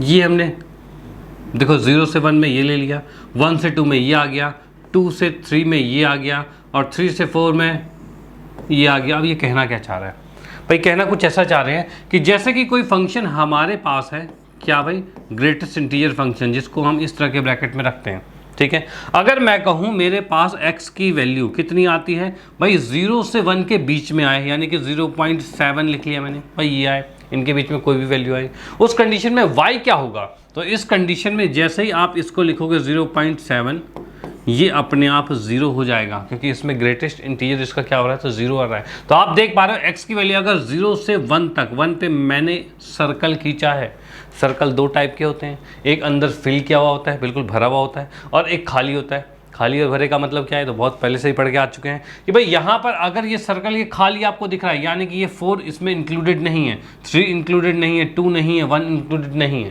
भाई ये चीज़ें इंक्लूडेड नहीं हो रहे, यानी कि अगर वैल्यू 0.9999 तक होती है, मतलब 1 पे नहीं जाना चाहिए, तब तक इसका आंसर y का आंसर y जो आ रहा है वो 0 ही आएगा। सेम यहाँ पर अगर 1 से 2 के बीच में अगर वैल्यू रहती है x की, तो उस कंडीशन में y का आंसर यानी उसका फंक्शन का आंसर जो आएगा वो 1 आएगा। भाई यहीं पर मैं बात करता हूँ कि अगर यहाँ पर आ गया 1.7 आ गया, ठीक है भाई, ये आ चुका है हमारे पास 1.7। अब 1.7 का मतलब इसके अंदर ग्रेटेस्ट इंटीजर क्या आएगा, तो इसके अंदर ग्रेटेस्ट इंटीजर सिर्फ 1 आएगा। तो भाई वही चीज़ें, इनके बीच की कोई भी वैल्यू लोगे तो ग्रेटेस्ट इंटीजर 1 तक आएगा। लेकिन जैसे ही 2 पर पहुंचा, भाई क्या, जैसे ही 2 पर पहुंचा तो वो ऊपर चला जाएगा, ठीक है। 2 से 3 के बीच में कोई भी नंबर लेते हो तो आंसर आपका 2 ही आएगा। जैसे कि मैंने एग्जाम्पल में यहाँ पर लिखा भाई 2.8 लिख दिया, तो इस कंडीशन में क्या होगा, इस कंडीशन में 2.8 से के टाइम पे ग्रेटेस्ट इंटीजर तो भाई सिर्फ 2 ही होगा, यानी इसमें मैंने 2.8 लिखा ही, भाई 2.8 लिखा तो ये सिर्फ 2 आएगा। डन, ब्रैकेट ग्रेटेस्ट इंटीजर का ये वाला होता है। डन, कोई दिक्कत नहीं। तो भाई बात समझ में आ गई होगी, स्क्रीनशॉट ले लो कि भाई ग्रेटेस्ट इंटीजर फंक्शन कुछ इस तरीके का होता है। ओके चलो भाई आते हैं नेक्स्ट पे और देखते हैं आगे क्या है। तो नेक्स्ट की हम बात करते हैं, तो नेक्स्ट हमारे पास है, तो भाई जैसा कि हम देख पा रहे हैं नेक्स्ट सिग्नम फंक्शन। भाई सिग्नम फंक्शन क्या है उसके बारे में जानेंगे। तो भाई सिग्नम फंक्शन की हम बात करें तो सबसे पहले इसको रिप्रेजेंट कैसे करते हैं, यानी कि फंक्शन को लिखा कैसे जाता है, कैसा आपके सामने गिवन हो सकता है एग्जाम में। तो यहाँ पे हम बात करते हैं जैसे कि सिग्नम फंक्शन कोई एक फंक्शन है, मैंने यहाँ पर लिखा भाई कोई एक फंक्शन f(x) है। अब ये सिग्नम फंक्शन है, यानी कि इसको लिख सकते हैं हम भाई सिग्नम और फंक्शन। भाई ये सिग्नम फंक्शन ऐसा कुछ लिखा जा सकता है, ओके। या फिर हम कह सकते हैं हम इसे लिखेंगे भाई, या फिर हम इसे लिख सकते हैं SGN, ये इस तरह का फंक्शन ये लिख सकते हैं। डन भाई, ये चीज़ लिखा जा सकता है। और इसके अंदर हम देखते हैं ये फंक्शन है क्या। तो जैसे कि हम देख पा रहे हैं signum function f(x) equal to में modulus of x by x है, कब, जब x is not equal to 0 है, और 0 है जब x इक्वल टू 0 है। इसको और अच्छी तरह से हम लिख के दिखाते हैं यहाँ पे। तो यहाँ पर जैसा कि हमने आपके सामने प्रेजेंट कर रहे हैं कि भाई यहाँ पर ये क्या है, तो पहला मैंने देखा मॉड x बाई x, और ये कब है, if x is not equal to 0, अगर x 0 के बराबर नहीं होता तो उस कंडीशन में हम फंक्शन को कुछ ऐसा लिखते हैं। और अगर x की वैल्यू 0 हो जाए तो इसका आंसर सीधे 0 होता है। भाई अगर x की वैल्यू 0 हो जाए तो उसका आंसर सीधे 0 हो जाता है। डन। अब देखते हैं भाई इसके अकॉर्डिंग हमारे आंसर किस टाइप के आ सकते हैं। तो आंसर की मैं बात करता हूँ यहाँ पर, समझ लो if x is less than 0, अगर मैं कहूँ x 0 से छोटा है तो उस कंडीशन में क्या होगा? 0 से छोटा कौन सा नंबर होता है? तो भाई नेगेटिव नंबर, -1, -2, -5, -10, माइनस कुछ भी हो जाए वो सारे क्या है? नेगेटिव फंक्शन है। तो अगर मैं लेता हूँ यहाँ पर f के अंदर -3 ले लिया मैंने, ठीक है भाई, ये भी नेगेटिव नंबर है, अगर ये ले लिया तो आंसर क्या आएगा? तो भाई कौन सा फंक्शन चुना जाएगा? तो भाई जैसे कि मैं देख पा रहा हूँ x की वैल्यू 0 के बराबर तो नहीं है, यानी कि ये वाला फंक्शन आएगा पहला वाला। तो यहाँ पर x की जगह मैं रख रहा हूँ -3, तो ये लिखा -3 का मॉडुलस अपॉन में -3। अब भाई मॉडुलस किसी का भी हो तो वो तो पॉजिटिव हो जाता है, और अपॉन में -3 है, 3 1 जा 3 कट गया और आंसर आपका -1 आ चुका है। क्या भाई? -1 आ चुका है, कोई दिक्कत वाली बात नहीं। चलो ठीक है, ये आ गया, -1 आ गया। अब मैं बात करूं नेक्स्ट की, तो भाई ये है f -10 ले लिया मैंने, तो उस कंडीशन में क्या होगा? तो -10 बाई -10 आएगा, ऊपर मॉडुलस है, और माइनस का मॉडुलस, किसी भी का मॉडुलस पॉजिटिव ही होता है, तो पॉजिटिव होता है तो यहाँ पर हमने 10 लिखा और ये नीचे -10 आ गया, और 10 1 जा 10, ये भी कट रहा है और आंसर -1 ही आ रहा है। यानी इससे हमें क्या पता चलता है? तो इससे हमें ये पता चलता है कि अगर आप कोई भी नेगेटिव नंबर ले लो इसमें, क्या भाई? कोई भी नेगेटिव नंबर ले लो, आंसर आपका -1 ही आएगा। क्या आएगा? -1 ही आएगा। तो इस कंडीशन में मैं यहाँ पे रेंज की बात करूँ, यानी क्या वैल्यूज आ सकती है, तो आ सकती की बात करें तो -1 ही आएगी, लेकिन वो कब? जब हम नेगेटिव नंबर लेते हैं, कोई भी नेगेटिव नंबर लेते हैं, ठीक है, तो आपका आंसर -1 आएगा। ओके, चलो भाई नेक्स्ट की हम बात करते हैं इसी में। अगर मैं ले लेता हूँ वैल्यू f की, x की वैल्यू 0, भाई मैंने ले लिया इफ x = 0, ये कर दिया गया। तो हमें पता है अगर मैं 0 लेता हूं, अगर 0 लेता हूं तो सीधे मुझे आंसर 0 लिखना पड़ेगा, फंक्शन यही कहता है। तो यहां पर हमने देखा सिग्नम फंक्शन 0 हो जाता है जब हम 0 लेते हैं, यानी रेंज में एक वैल्यू और जुड़ गई, क्या? कि 0 भी आंसर आ सकता है, कब? जब x की वैल्यू 0 लेंगे। नेक्स्ट की हम बात करते हैं if x is greater than 0, अगर मैं x की वैल्यू 0 से बड़ी ले लूँ तो क्या होगा? तो भाई 0 से बड़ी वैल्यू क्या होती है? तो 0 से बड़ी वैल्यू मैंने मान लिया कि 5 ले लिया, ठीक है, 5 ले लिया। अब 0 से बड़ा मतलब 0 तो नहीं है, यानी कि पहला वाला फंक्शन ही है, तो मॉडुलस ऑफ 5 अपॉन में 5, भाई मॉडुलस 5 क्या होता है? वो 5 ही होता है, और ये 5 है, इसको हम काटेंगे तो 1 आएगा, ठीक है, तो यहाँ पर 1 आ गया आंसर। वैसे अगर मैं प्लस में ले रहे हैं तो 12 ले लिया, 12 का मॉडुलस अपॉन में 12 कर लिया, तो भाई मॉडुलस 12 यानी 12 ही आएगा, और नीचे 12 आ गया, 12 से 12 कैंसिल और ये 1 बचा, ठीक है। यानी अब मैं क्या देख रहा हूँ? अगर x की वैल्यू 0 से बड़ी ले रहे हैं, यानी कि पॉजिटिव नंबर ले रहे हैं, अगर हम पॉजिटिव नंबर लेते हैं तब आंसर 1 ही आएगा, चाहे कोई सी भी पॉजिटिव नंबर ले लो, आंसर 1 ही आएगा। तो हम यहाँ पर देखते हैं रेंज में एक वैल्यू और जुड़ गई जो कि 1 है, भाई रेंज में एक वैल्यू और जुड़ गई जो कि 1 है। तो यहाँ से इससे ज़्यादा तो कुछ हो नहीं सकता, भाई नंबर्स क्या होते हैं? 0 से बड़े होंगे या 0 से छोटे होंगे या 0 ही होंगे, यही चीज़ है। तो इन तीनों कंडीशनों पे हमने चेक कर लिया कि इसका आंसर जो आ रहा है वो -1, 0 और 1 आ रहा है, इसके अलावा कुछ नहीं आ सकता है। तो यही हम देख रहे हैं the domain of the signum function is R range is इतना, ठीक है। यानी डोमेन क्या हम देख रहे हैं? कोई भी रियल नंबर। अब मैं इसमें डोमेन भी साथ में लिख ही देता हूँ। भाई डोमेन की बात करें, डोमेन क्या होगा? कोई भी रियल नंबर होंगे। रियल नंबर कहाँ से कहाँ तक होते हैं? तो ये -∞ से +∞ तक, भाई यहाँ तक होते हैं। ये सारे क्या हैं? रियल नंबर्स हैं। ओके, तो भाई डोमेन हम कोई भी रियल नंबर पुट कर सकते हैं। ये है भाई the domain of the signum function is real number, R है, ठीक है। And range is -1, 0 and 1। Range क्या होगा? -1, 0 और 1, जो कि मैंने यहाँ पर आपके सामने लिख दिया है। डन, कोई दिक्कत वाली बात नहीं, एवरीथिंग इज ओके। तो भाई यहाँ पर हमने रेंज और डोमेन के बारे में जान लिया। अब हम देखते हैं इसका ग्राफ कैसा बनता है। इसका ग्राफ कैसा बनता है? तो ग्राफ की मैं जैसे बात करता हूँ यहाँ पर, तो ग्राफ की अगर बात की जाए तो यहाँ पर हम ले लेते हैं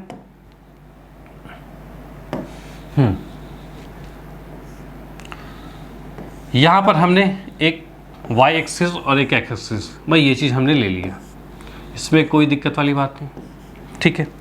और उसके बाद हम यहाँ पर वैल्यूज़ को रखने जा रहे हैं, तो समझ लो कि ये कितना है, तो ये वैल्यू आ गई हमारी 1 है और ये 2 है, और यहाँ पर आ रहा है -1 और -2। इस साइड की बात करें तो 1 2 3 इस तरह से चलता जा रहा है, ये 1 2 3 4 5 ये है। भाई ऐसा हमने कोऑर्डिनेट्स ले लिए हैं, जैसे कि हमें पता है ये हमारे पास x एक्सिस होता है जिसे हम x डैश और x कहते हैं, ये y एक्सिस है जो y और y डैश कहा जाता है, भाई ये चीज़ें, ठीक है। अब देखो सिग्नम फंक्शन में क्या कहा गया था, तो सिग्नम फंक्शन में ये कहा गया था कि अगर x की वैल्यू 0 होती है, अगर x की वैल्यू 0 होती है तो उस कंडीशन में आंसर 0 ही आएगा। ठीक है भाई, x की वैल्यू 0 होती है, अगर x की वैल्यू 0 होती है तो आंसर क्या है, 0 ही आएगा। भाई x की वैल्यू 0 है तो आंसर 0 ही आएगा। यानी कि मैं यहाँ पर देख पा रहा हूँ कि अगर x की वैल्यू 0, x 0 कहाँ होता है, तो ये ओरिजिन पे 0 होता है। तो x की वैल्यू अगर 0 रखोगे तो y की वैल्यू भी 0 होगी, यानी ये वाला आपका पॉइंट आ जाएगा 0 0। ठीक है, ये क्या है, कब, जब x की वैल्यू 0 है तो y की वैल्यू भी 0 होगी। अब उसके बाद क्या है, x की वैल्यू जैसे ही 0 से बढ़ाते हो, बढ़ाने का मतलब कितना हुआ, तो 1 2 3 या 1 भी क्या, आप नॉर्मली 0.5 1.7 कुछ भी पॉइंट में ले लो, रूट में ले लो, कुछ भी ले लो। ठीक है, उस कंडीशन में आपका आंसर कितना आ रहा था, तो भाई जैसा कि आपने यहाँ पर देखा, भाई x की वैल्यू जैसे मैं ग्रेटर करता हूँ, 0 से ग्रेटर, आंसर हमारा 1 आ रहा था, हर बार 1 आ रहा था। तो यहाँ पर हम क्या करते हैं, इसको मैंने एक लाइन खींच दी इस तरीके से। ठीक है, और इस लाइन के अंदर भी यहाँ पर एक गोला सा इस तरह का सर्कल लगा दिया। ठीक है, और ये सीधे यहाँ पर चलते जा रही है आगे की ओर, आगे की ओर, यानी x की वैल्यू ग्रेटर में जितनी भी रख लो आंसर आपका 1 ही आएगा। ठीक है, और इस सर्कल का मतलब क्या होता है, इसका और इसका मतलब क्या है, तो यहाँ पर हम बात करें, अगर ये सर्कल बीच में से खाली है, इसका मतलब यहाँ पर ये वाला पॉइंट इंक्लूडेड नहीं है। भाई इंक्लूडेड नहीं है यानी कि x की वैल्यू 0 नहीं हो सकती, 0 से बड़े की बात कर रहे हैं। ठीक है, तभी इसको खाली रखा गया, इसको भर दिया, क्यों, क्योंकि ये इसी पॉइंट की बात कर रहा है, यानी ये 0 की ही बात कर रहा है। अब आते हैं नेक्स्ट पे। नेक्स्ट क्या है, अगर हम नेगेटिव नंबर लेते हैं तब क्या होगा, तो नेगेटिव नंबर की बात की जाए तो नेगेटिव में यहाँ पर से स्टार्ट होगा, तो ये -1 की कंडीशन में जाएगा, और इसको भी सीधा लेके जाएंगे हम इस तरह से। ठीक है, यानी अगर नेगेटिव वैल्यू पुट करते हो तो -1 आंसर आएगा। भाई जैसा कि हमने पीछे भी देखा, क्या देखा, अगर हमने x की वैल्यू नेगेटिव पुट की है, -3 -10 किया, तो आंसर -1 ही आ रहा है, यानी किसी भी x की वैल्यू नेगेटिव रखते ही आंसर माइनस में ही आएगा। और वही चीज़ मैंने यहाँ पर लिखी है कि x की वैल्यू माइनस में ही ली है, माइनस में जैसे -1 -2 -3 ये चीज़ लेते हैं, भाई ये माइनस में था हमारे पास, जैसे हम ये -1 -2 -3 लेते हैं, तो इस नेगेटिव नंबर में कोई भी वैल्यू लेते हैं तब ये नेगेटिव ही आएगा। भाई आएगा नेगेटिव, भाई बिल्कुल नेगेटिव ही आएगा। ठीक है, यानी -1 आ रहा है, तो हमारा मेन कॉन्सेप्ट क्या था, कॉन्सेप्ट ये था कि भाई अगर हम x की वैल्यू ग्रेटर देन 0 लेते हैं तो आंसर -1 आएगा, सॉरी 1 आएगा, और अगर x की वैल्यू लेस देन 0 लेते हैं तो -1 आएगा, और अगर 0 लेते हैं तो 0 आएगा, और 3 ही रेंज होती है, वो हमने यहाँ पर लिख दिया।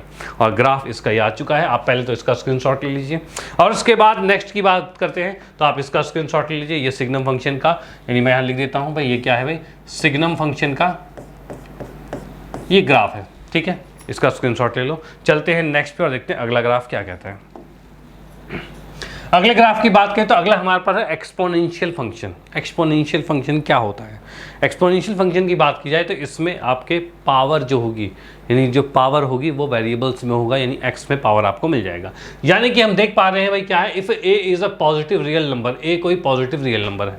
ठीक है भाई, a की हम बात करते हैं, a कोई भी पॉजिटिव रियल नंबर है। अब उसके बाद क्या, अदर देन यूनिटी, यूनिटी के अलावा कोई भी नंबर हो सकता है, जरूरी नहीं आप 1 लोगे, क्योंकि 1 की पावर कुछ भी लोगे तो 1 ही हो जाता है, तो उसमें क्या ही फंक्शन बनाओगे। ठीक है, वो बिल्कुल सिंपल हो जाएगा, लेकिन यहाँ हम बात कर रहे हैं यूनिटी के अलावा की बात कर रहे हैं। ठीक है, then function that relate each x belongs to real number, यानी कि हम क्या कर रहे हैं, उसमें उसकी वैल्यू क्या कर रहे हैं, जैसे कि हमारे पास a की पावर x है, तो इसमें x जो है वो एक रियल नंबर है। यानी कि मैंने कोई भी फंक्शन लिया f(x) इक्वल टू में, हमने क्या ले लिया, तो x इक्वल टू में जैसे कि मैंने 5 लिखा और उसकी पावर x लिख दिया, भाई 5 लिखा उसकी पावर x लिख ली। ये 5 क्या है, कोई एक कांस्टेंट नंबर है, उसकी पावर वेरिएबल है, और वेरिएबल भी कैसा है, x belongs to real number, यानी हम कोई भी रियल नंबर इसमें रख सकते हैं। भाई क्या, कोई भी रियल नंबर रख सकते हैं, बस यूनिटी को छोड़कर, यानी कि 1 को छोड़कर। डन, चलो ठीक है। अब ये चीज़ हमारे पास आ गई। अब इसे क्या कहा जाता है, तो इसी को एक्सपोनेंशियल फंक्शन कहा जाता है। भाई इसी को एक्सपोनेंशियल फंक्शन कहा जाता है। डन, तो यानी कि हम देख पा रहे हैं एक्सपोनेंशियल मतलब पावर में क्या होगी, वेरिएबल्स होगी, और उसी के अकॉर्डिंग इसका फंक्शन बनता है। ठीक है, अब इसके ग्राफ की बात करें तो ग्राफ कैसा बनेगा इसका, तो ग्राफ की अगर मैं बात करता हूँ, जैसे कि ये लिखा हमने, ठीक है, ये चीज़ मैंने कर दिया। अगर मैं इसके अंदर कहूँ कि भाई 1 2 3 4 और ये है कितना भाई 1 2 3 डॉट डॉट डॉट आगे चलता जा रहा है, बहुत सारा आगे भाई। ठीक है। यहाँ पर ये इन्फिनिटी तक जा रखा है, ये भी इन्फिनिटी तक जा चुका है। ये क्या है भाई, नीचे -1 -2 -3, यहाँ पर हम देखते हैं -1 -2 -3 -4 -5, भाई ये चलता जा रहा है, कोई दिक्कत नहीं। अब हम कहें यहाँ पे x की वैल्यू को इंक्रीज करेंगे तो क्या होगा, इंक्रीज मतलब 1 से बड़ा, 1 से बड़े की बात की जाए तो अगर मैं 2 लेता हूँ तो 25 आएगा, 3 लेंगे तो कितना हो जाएगा, तो 125 हो जाएगा। यानी इसका जो ग्राफ होगा, इसका ग्राफ जो होगा भाई 0 पे, अगर मैं x की वैल्यू 0 लूँ तब क्या होगा, तो x की वैल्यू 0 यानी कि 5 की पावर 0 क्या होता है, तो भाई 1 होता है। किसी भी नंबर की पावर 0 जो होती है वो 1 ही होती है, भाई कुछ भी ले लो, ठीक है, हर किसी की पावर 0 1 होती है। भाई अगर मैं कहूँ इसमें x की वैल्यू 0 लेता हूँ तो ये 1 आएगा, यानी ये यहाँ पर आ रहा है। अगर x की वैल्यू 0 लिया तो ये हमारे पास ये 1 यहाँ पर आ रहा है, ठीक है, ओके। उसके बाद क्या है, जैसे आप इसको इंक्रीज करोगे, इंक्रीज का मतलब क्या है, जैसे 1 पर लाओगे तो ये 4 है, ये 5 है, ठीक है, तो 1 पर लाते ही ये कहाँ पे पहुँच जाएगा, यहाँ पहुँच जाएगा, ठीक है। और इसके बाद आगे की बात की जाए तो ये बिल्कुल इस तरह से ही चला जाएगा, ये इस तरह से पूरा चला जाएगा, ठीक है, यानी ये कर्व पूरा ऐसे चला जाएगा, ओके। जैसे ही आप 2 पे करोगे तो ये 25 पे चला जाएगा, 3 पर कितना होगा, 125 हो जाएगा, नहीं बिल्कुल स्पीडली एक्सपोनेंशियली बढ़ता जा रहा है, ठीक है। अब उसके बाद जैसे ही आप इसमें क्या कहा था, रियल नंबर कहा गया था, क्या रियल नंबर कहा गया था। रियल नंबर में क्या है, जैसे हम इसकी पावर और कम करते जाते हैं, पावर कम करेंगे किससे भाई, 0 से भी कम अगर करते चले जाएं, भाई 0 से जैसे ही हम कम करते जाएंगे तो क्या होगा, तो 0 से जैसे ही हम कम करेंगे तो मान लो -1 करोगे, क्या करोगे, -1। अगर हम इसकी पावर 5 की पावर -1 लिखें, यानी इसका मतलब क्या होता है, तो भाई 1/5 होता है, जिसको अगर डिवाइड किया जाए तो 0.2 आएगा, भाई कितना आएगा, 0.2। यानी कि अगर हमने 1 लिया तो उस कंडीशन में कितना आ रहा है y की वैल्यू, 0.2 आ रही है, मतलब ये वैल्यू यहाँ पर आएगी, ठीक है, भाई 0.2 तक आ जाएगी। और उसके बाद ये लाइन कुछ इस तरह से इसके मिलते हुए, इसको मैंने ये बिल्कुल लगभग इसके बराबर करते हुए इस तरह से मिल जाएगा, ठीक है। यानी हम यहाँ पर देख रहे हैं एक्सपोनेंशियल का ग्राफ किस अकॉर्डिंग जा रहा है, तो जिस तरह से आप ये इसको बढ़ाते जाओगे उतनी वैल्यू उसकी रिड्यूस होती जाएगी। यानी -2 रखोगे तो 1/25 आएगा, और 1/25 तो और ही कम आएगा, 0.04 आ जाएगा वो तो, ठीक है। और इस तरह से और बढ़ाओगे तो और कम हो जाएगा, यानी कि वो लगभग 0 की तरफ पहुँच जाएगा, 0 तक पहुँच जाएगा लगभग। तो यानी कि इसका ग्राफ कुछ इस तरीके से बन रहा है कि भाई इससे पीछे साइड में ये नीचे बिल्कुल 0 तक जाएगा और यहाँ पर ये इन्फिनिटी तक चला जाएगा। ये आपका एक्सपोनेंशियल का ग्राफ बन गया, डन। तो ये हमारे पास क्या है, तो ये fx इक्वल टू में यहाँ पर हम आ जाएगा a की पावर x आ जाएगा। a कोई कांस्टेंट नंबर है अदर देन यूनिटी, 1 को छोड़कर, क्योंकि अगर आपने यहाँ पर 1 लिख लिया, अगर 1 लिख लिया तो 1 की कोई भी पावर रखोगे, 1 रखो, 2 रखो, -1 रखो, कुछ भी रखो, आंसर 1 ही आएगा। तो उस कंडीशन में 1 रखते ही वो स्ट्रेट लाइन ऐसे खिंच जाएगी, ठीक है, तो वो एक्सपोनेंशियल में नहीं काउंट होगा। इसलिए हम यहाँ पर कोई ऐसा नंबर लेंगे जो अदर देन यूनिटी हो, ओके। तो यहाँ पर ये अदर देन यूनिटी हमने 5 लेके उसको समझा और उसके अकॉर्डिंग देखा भाई किस अकॉर्डिंग ये ग्राफ बन रहा है, डन, ठीक है भाई। स्क्रीनशॉट ले लो इसका, यहाँ पर ये कुछ ये वाला कॉन्सेप्ट क्लियर होता है इसमें, जैसे कि हम देख पा रहे हैं। भाई इसको मैं थोड़ा सा इसको इरेज करता हूँ यहाँ पर, और यहाँ पर हम लिख देते हैं इसका डोमेन क्या है। भाई डोमेन की बात की जाए तो ये बिलोंग्स टू रियल नंबर आ रहा है, भाई कोई भी रियल नंबर वैल्यू पुट कर सकते हैं, एक्स की कुछ भी वैल्यू पुट कर सकते हैं। रेंज की बात की जाए तो रेंज कितनी आएगी, तो रेंज की बात की जाए तो रेंज में भी हम देख पा रहे हैं इसकी रेंज कहाँ है, तो ये 0 से लेकर इन्फिनिटी तक जा रहा है, और 0 भी कंफर्म 0 नहीं है, एग्जैक्ट 0 नहीं पहुँचेगा। यानी कि मैं इसके रेंज को लिखूंगा इस तरह से 0 टू इन्फिनिटी। ये कभी नेगेटिव नहीं आएगा, ये कभी नेगेटिव नहीं आएगा। तो यहाँ पे इस कंडीशन में हम 0 टू इन्फिनिटी ही लिखेंगे, ओके, डन। चलो भाई ठीक है, आप इसका स्क्रीनशॉट ले लो, चलते हैं नेक्स्ट पे और देखते हैं आगे अगला कॉन्सेप्ट कैसा है। हाँ जी, तो नेक्स्ट की हम बात करें तो नेक्स्ट हमारे पास है लॉगरिथम फंक्शन। तो लॉगरिथम फंक्शन की बात करें तो यहाँ पर हमें दिख रहा है कि भाई लॉगरिथम फंक्शन में if a is greater than 0, भाई क्या होना चाहिए, a की वैल्यू ग्रेटर देन 0 होनी चाहिए, यानी a की वैल्यू नेगेटिव नहीं हो सकती। डन। देखो जब भी आपके सामने आ जाए ना a इज़ ग्रेटर देन 0, इसका मतलब ये है कि a की वैल्यू नेगेटिव नहीं हो सकती, हमेशा पॉजिटिव की बात कर रहे हैं, और 0 भी नहीं हो सकता। अब उसके बाद नेक्स्ट क्या रखा है भाई, a is not equal to 1, a की वैल्यू 1 के इक्वल भी नहीं होगी, ठीक है। अभी समझेंगे ऐसा क्यों होता है, ये दोनों को मना क्यों किया गया है, मतलब ग्रेटर देन 0 ही क्यों कहा गया, a is not equal to 1 क्यों कहा गया, इसको भी समझेंगे। Then the function defined by, तब उस कंडीशन में फंक्शन डिफाइंड होता है कैसा, f(x) इक्वल टू में log ax, यानी लॉग है उसकी बेस ए है और एक्स है। इसमें देखा हुआ भाई एक्स इज ग्रेटर देन 0 है, is called the logarithm function. ये लॉग की बात की जाए तो आपके लिए कुछ नया नया सा है कि भाई लॉग होता क्या है। तो पहले मैं थोड़ा सा बेसिक बता देता हूँ लॉग आया कहाँ से, लॉग है क्या चीज़, भाई भला क्या है लॉग, पहले लॉग को देख लेते हैं। ठीक है, जैसे कि मैं आपके सामने बताऊं कि भाई एक चीज़ मैंने लिखा कि a की पावर n इक्वल टू में x लिख दिया भाई, ये हमने कर दिया, a की पावर n इक्वल टू में x कर दिया। अब इसी बात को लॉग के अकॉर्डिंग लिखा गया, इसी बात को लॉग के अकॉर्डिंग, यानी कि अगर मैं लिखता हूं क्या कि भाई लॉग की बेस x इक्वल टू में n आ जाएगा। ठीक है, यानी यहां पर ये कहना क्या चाह रहा है कि log x की बेस a है तो इक्वल टू n आएगा, यानी कि a की power n equal to x होगा। यानी कहना ये चाह रहा है x की वैल्यू क्या रखें, x की वैल्यू क्या रखें कि इसकी पावर n जो है वो इक्वल टू में आ जाए, यानी ये पावर जो है आगे आ जाए। यानी इस चीज़ को, इस वाली चीज़ को हमने इस तरीके से लिख दिया है। ठीक है, दोनों का मतलब सेम है। ठीक है, दोनों का मतलब सेम है। यहाँ हम बेस की बात कर रहे हैं तो मतलब किसकी, ऐसे कोई एक a नंबर है जिसकी पावर n कर दी जाए तो वो x के बराबर हो जाएगा। यानी इस बेस की पावर n कर दी जाए तो हम वो उसको x के बराबर कर सकते हैं। ये एक फंक्शन बनाया गया है लॉग का फंक्शन। ठीक है, तो ये लॉग कुछ ऐसा है। चलो भाई ठीक है, लॉग कुछ ऐसा हो गया।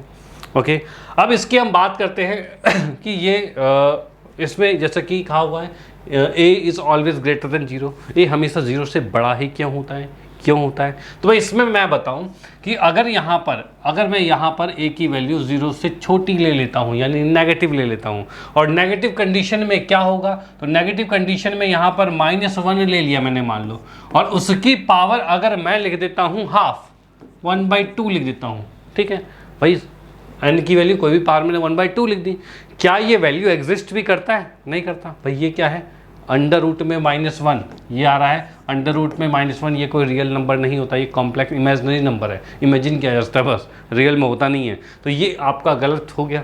ठीक है, इसलिए हम कभी भी a को नेगेटिव नहीं ले सकते, वो हमेशा ग्रेटर देन 0 होगा। ठीक है, हमेशा ग्रेटर देन 0 होगा। अगर 0 भी a को ले लेते हैं तो 0 की power n is also 0, 0 is equal to x, x भी 0 हो जाएगा, कुछ मतलब नहीं बनेगा उसका। इसलिए यहाँ पर रखा गया है कि a की वैल्यू हमेशा ग्रेटर देन 0 होती है। डन, a की वैल्यू हमेशा ग्रेटर देन 0 होगी। अब उसके बाद नेक्स्ट की मैं बात करता हूँ यहाँ पर कि भाई कहा गया है a is not equal to 1 लिया गया है। भाई a की वैल्यू 1 नहीं लेनी, क्यों भाई, अगर a की वैल्यू मैं 1 ले लेता हूँ तो 1 की पावर n इक्वल टू में x कर दिया, भाई ये होगा 1 की पावर n इक्वल टू में x हो गया। अब 1 की पावर n की बात की जाए तो n यहाँ पर कुछ भी रख लो, कोई भी n की वैल्यू रख लो, क्या रखोगे, 1 2 3 4 5 कुछ भी रख लो। ठीक है, अगर कोई भी यहाँ पर वैल्यू रखोगे तो उसका मतलब 1 ही आएगा। यानी यहाँ से तो x बड़ा कंफ्यूज है, यानी इसमें तो सीधे सीधे आंसर है, x तो सीधे 1 ही आएगा बस। भाई 1 की कुछ भी पावर कर लो, x की वैल्यू 1 ही आएगी।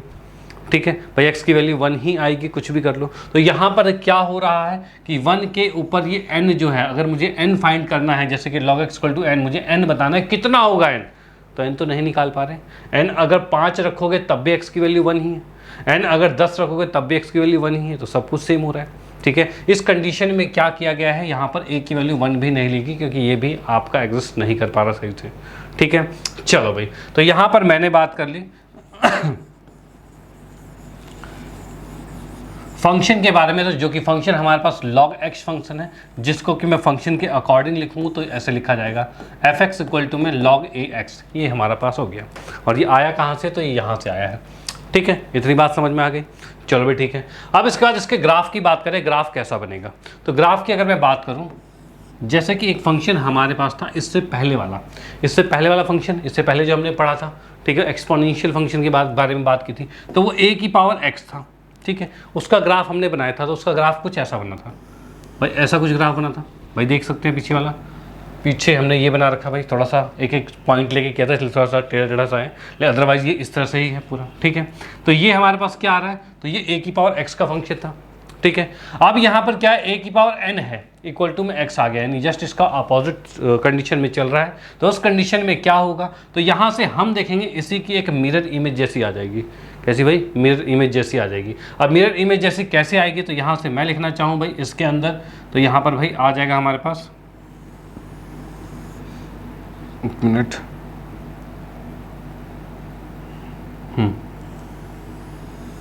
ये ऐसा आ जाएगा कुछ। ठीक है भाई, ये जो फंक्शन हमारे पास इस तरीके का आ रहा है, this is called log A log base A और एक्स, भाई इसका ही फंक्शन आ गया। और ये किसका है भाई? ये ए की पावर एक्स का फंक्शन है। भाई इसकी हम बात करते हैं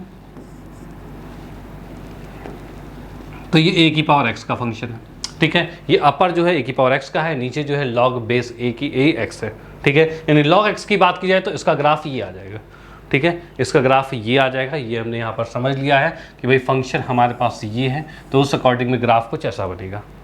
डन, कोई दिक्कत वाली बात नहीं, एवरीथिंग इज ओके। ओके चलो भाई ठीक है। अब इसके बाद इसी में एक थोड़ा सा एक्सेप्शंस भी बता देता हूँ। आप में एक्सेप्शंस की बात करूँ कि अगर हम बात करते हैं किसकी भाई, इफ़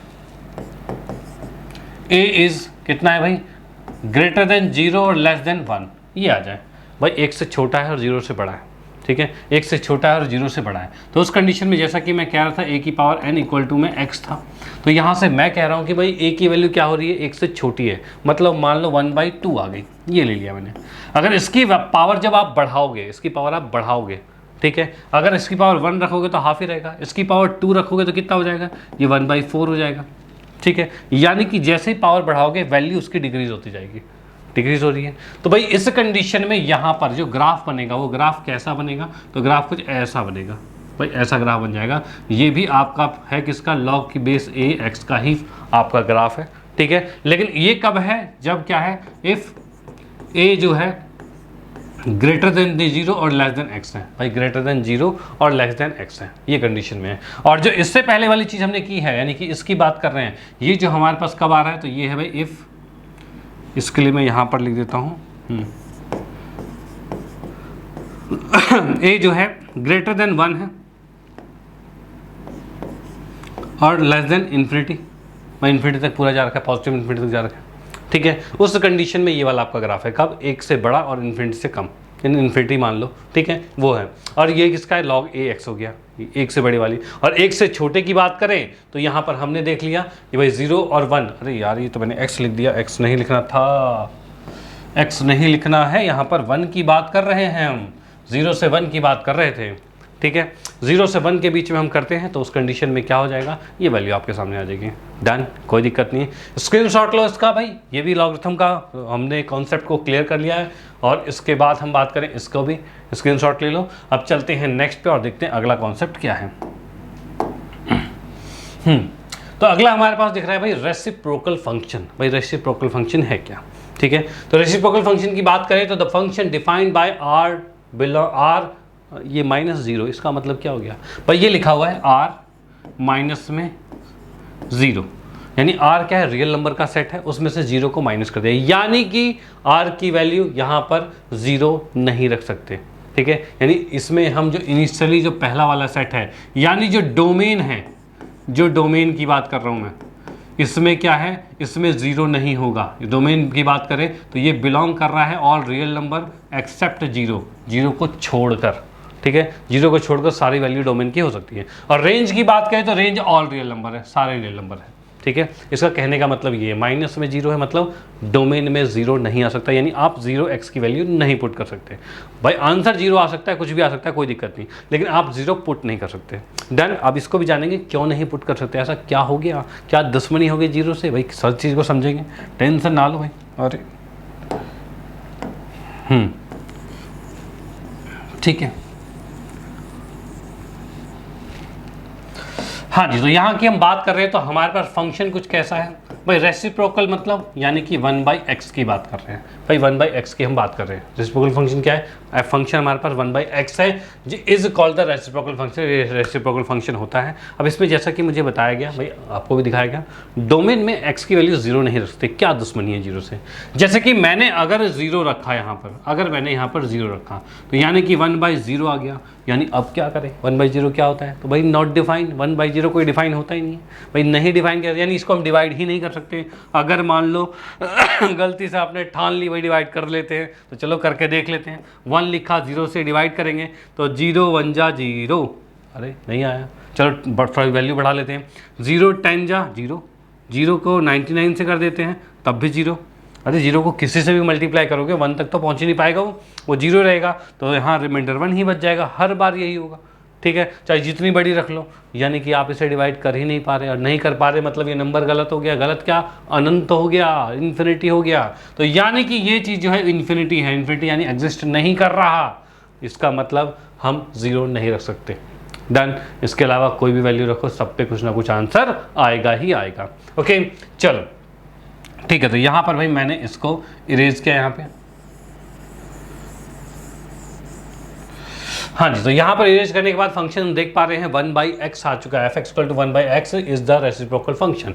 अब ये रेसिप्रोकल फंक्शन आ चुका है। अब इसके ग्राफ के बारे में जानते हैं, इसका ग्राफ किस अकॉर्डिंग बनेगा। तो ग्राफ की अगर मैं बात करता हूँ,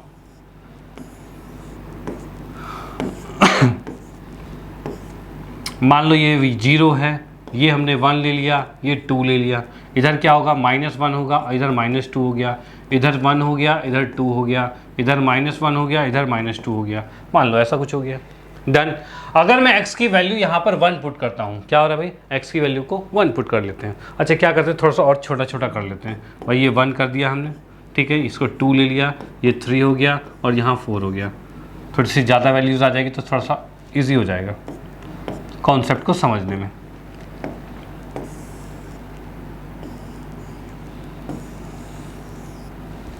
ठीक है, तो यहाँ पर भाई 1 2 3 4 ये आ गया हमारे पास 1 2 3 4, और यहाँ पर भाई 1 2 3 4 ये इस तरह से चल रहा है। और यहाँ की बात करें तो ये तो माइनस में थे और इधर माइनस में ठीक है, ये आ गया। अब देखिए क्या है, अगर मैं x की वैल्यू 1 पुट करता हूँ तो आंसर कितना आएगा, तो 1/1 दैट इज़ 1 आएगा। यानी पॉइंट कहाँ पर आ रहा है, तो x की वैल्यू 1 किया तो y भी 1, यानी ये पॉइंट आ रहा है। ठीक है, ये आ गया। अगर मैं x की वैल्यू को और बढ़ाता हूँ, बढ़ाने का मतलब कितना कर दिया, x की वैल्यू को 2 ले लिया, तो ये आएगा 1/2, यानी कि क्या होगा 0.5 आएगा, ये आएगा। यानी कि x की वैल्यू जैसे ही मैंने 2 रखा, y की वैल्यू कितनी आ रही है, हाफ आ रही है, मतलब 0.5, मतलब यहाँ पर आ रही है। ठीक है, और अगर मैं x की वैल्यू को 4 कर देता हूँ तो क्या होगा, 1/4 आ जाएगा। और ये कितना होता है, तो ये होता है 0.25 होता है। यानी कि जैसे ही मैंने 4 पुट किया, ये तो और कम हो गया, यहाँ पर आ गया। ठीक है, अब क्या करते हैं, 1 से कम वैल्यू लेते हैं। यानी कि अगर मैं वैल्यू ले लेता हूँ कितनी, 1/2 वैल्यू ले लेता हूँ। कितनी ले ली, 1/2 ले लिया। तो 1/2 के अकॉर्डिंग क्या होगा, 1/1/2, नीचे वाला 2 ऊपर चला जाएगा, यानी आंसर आपका 2 आ रहा है।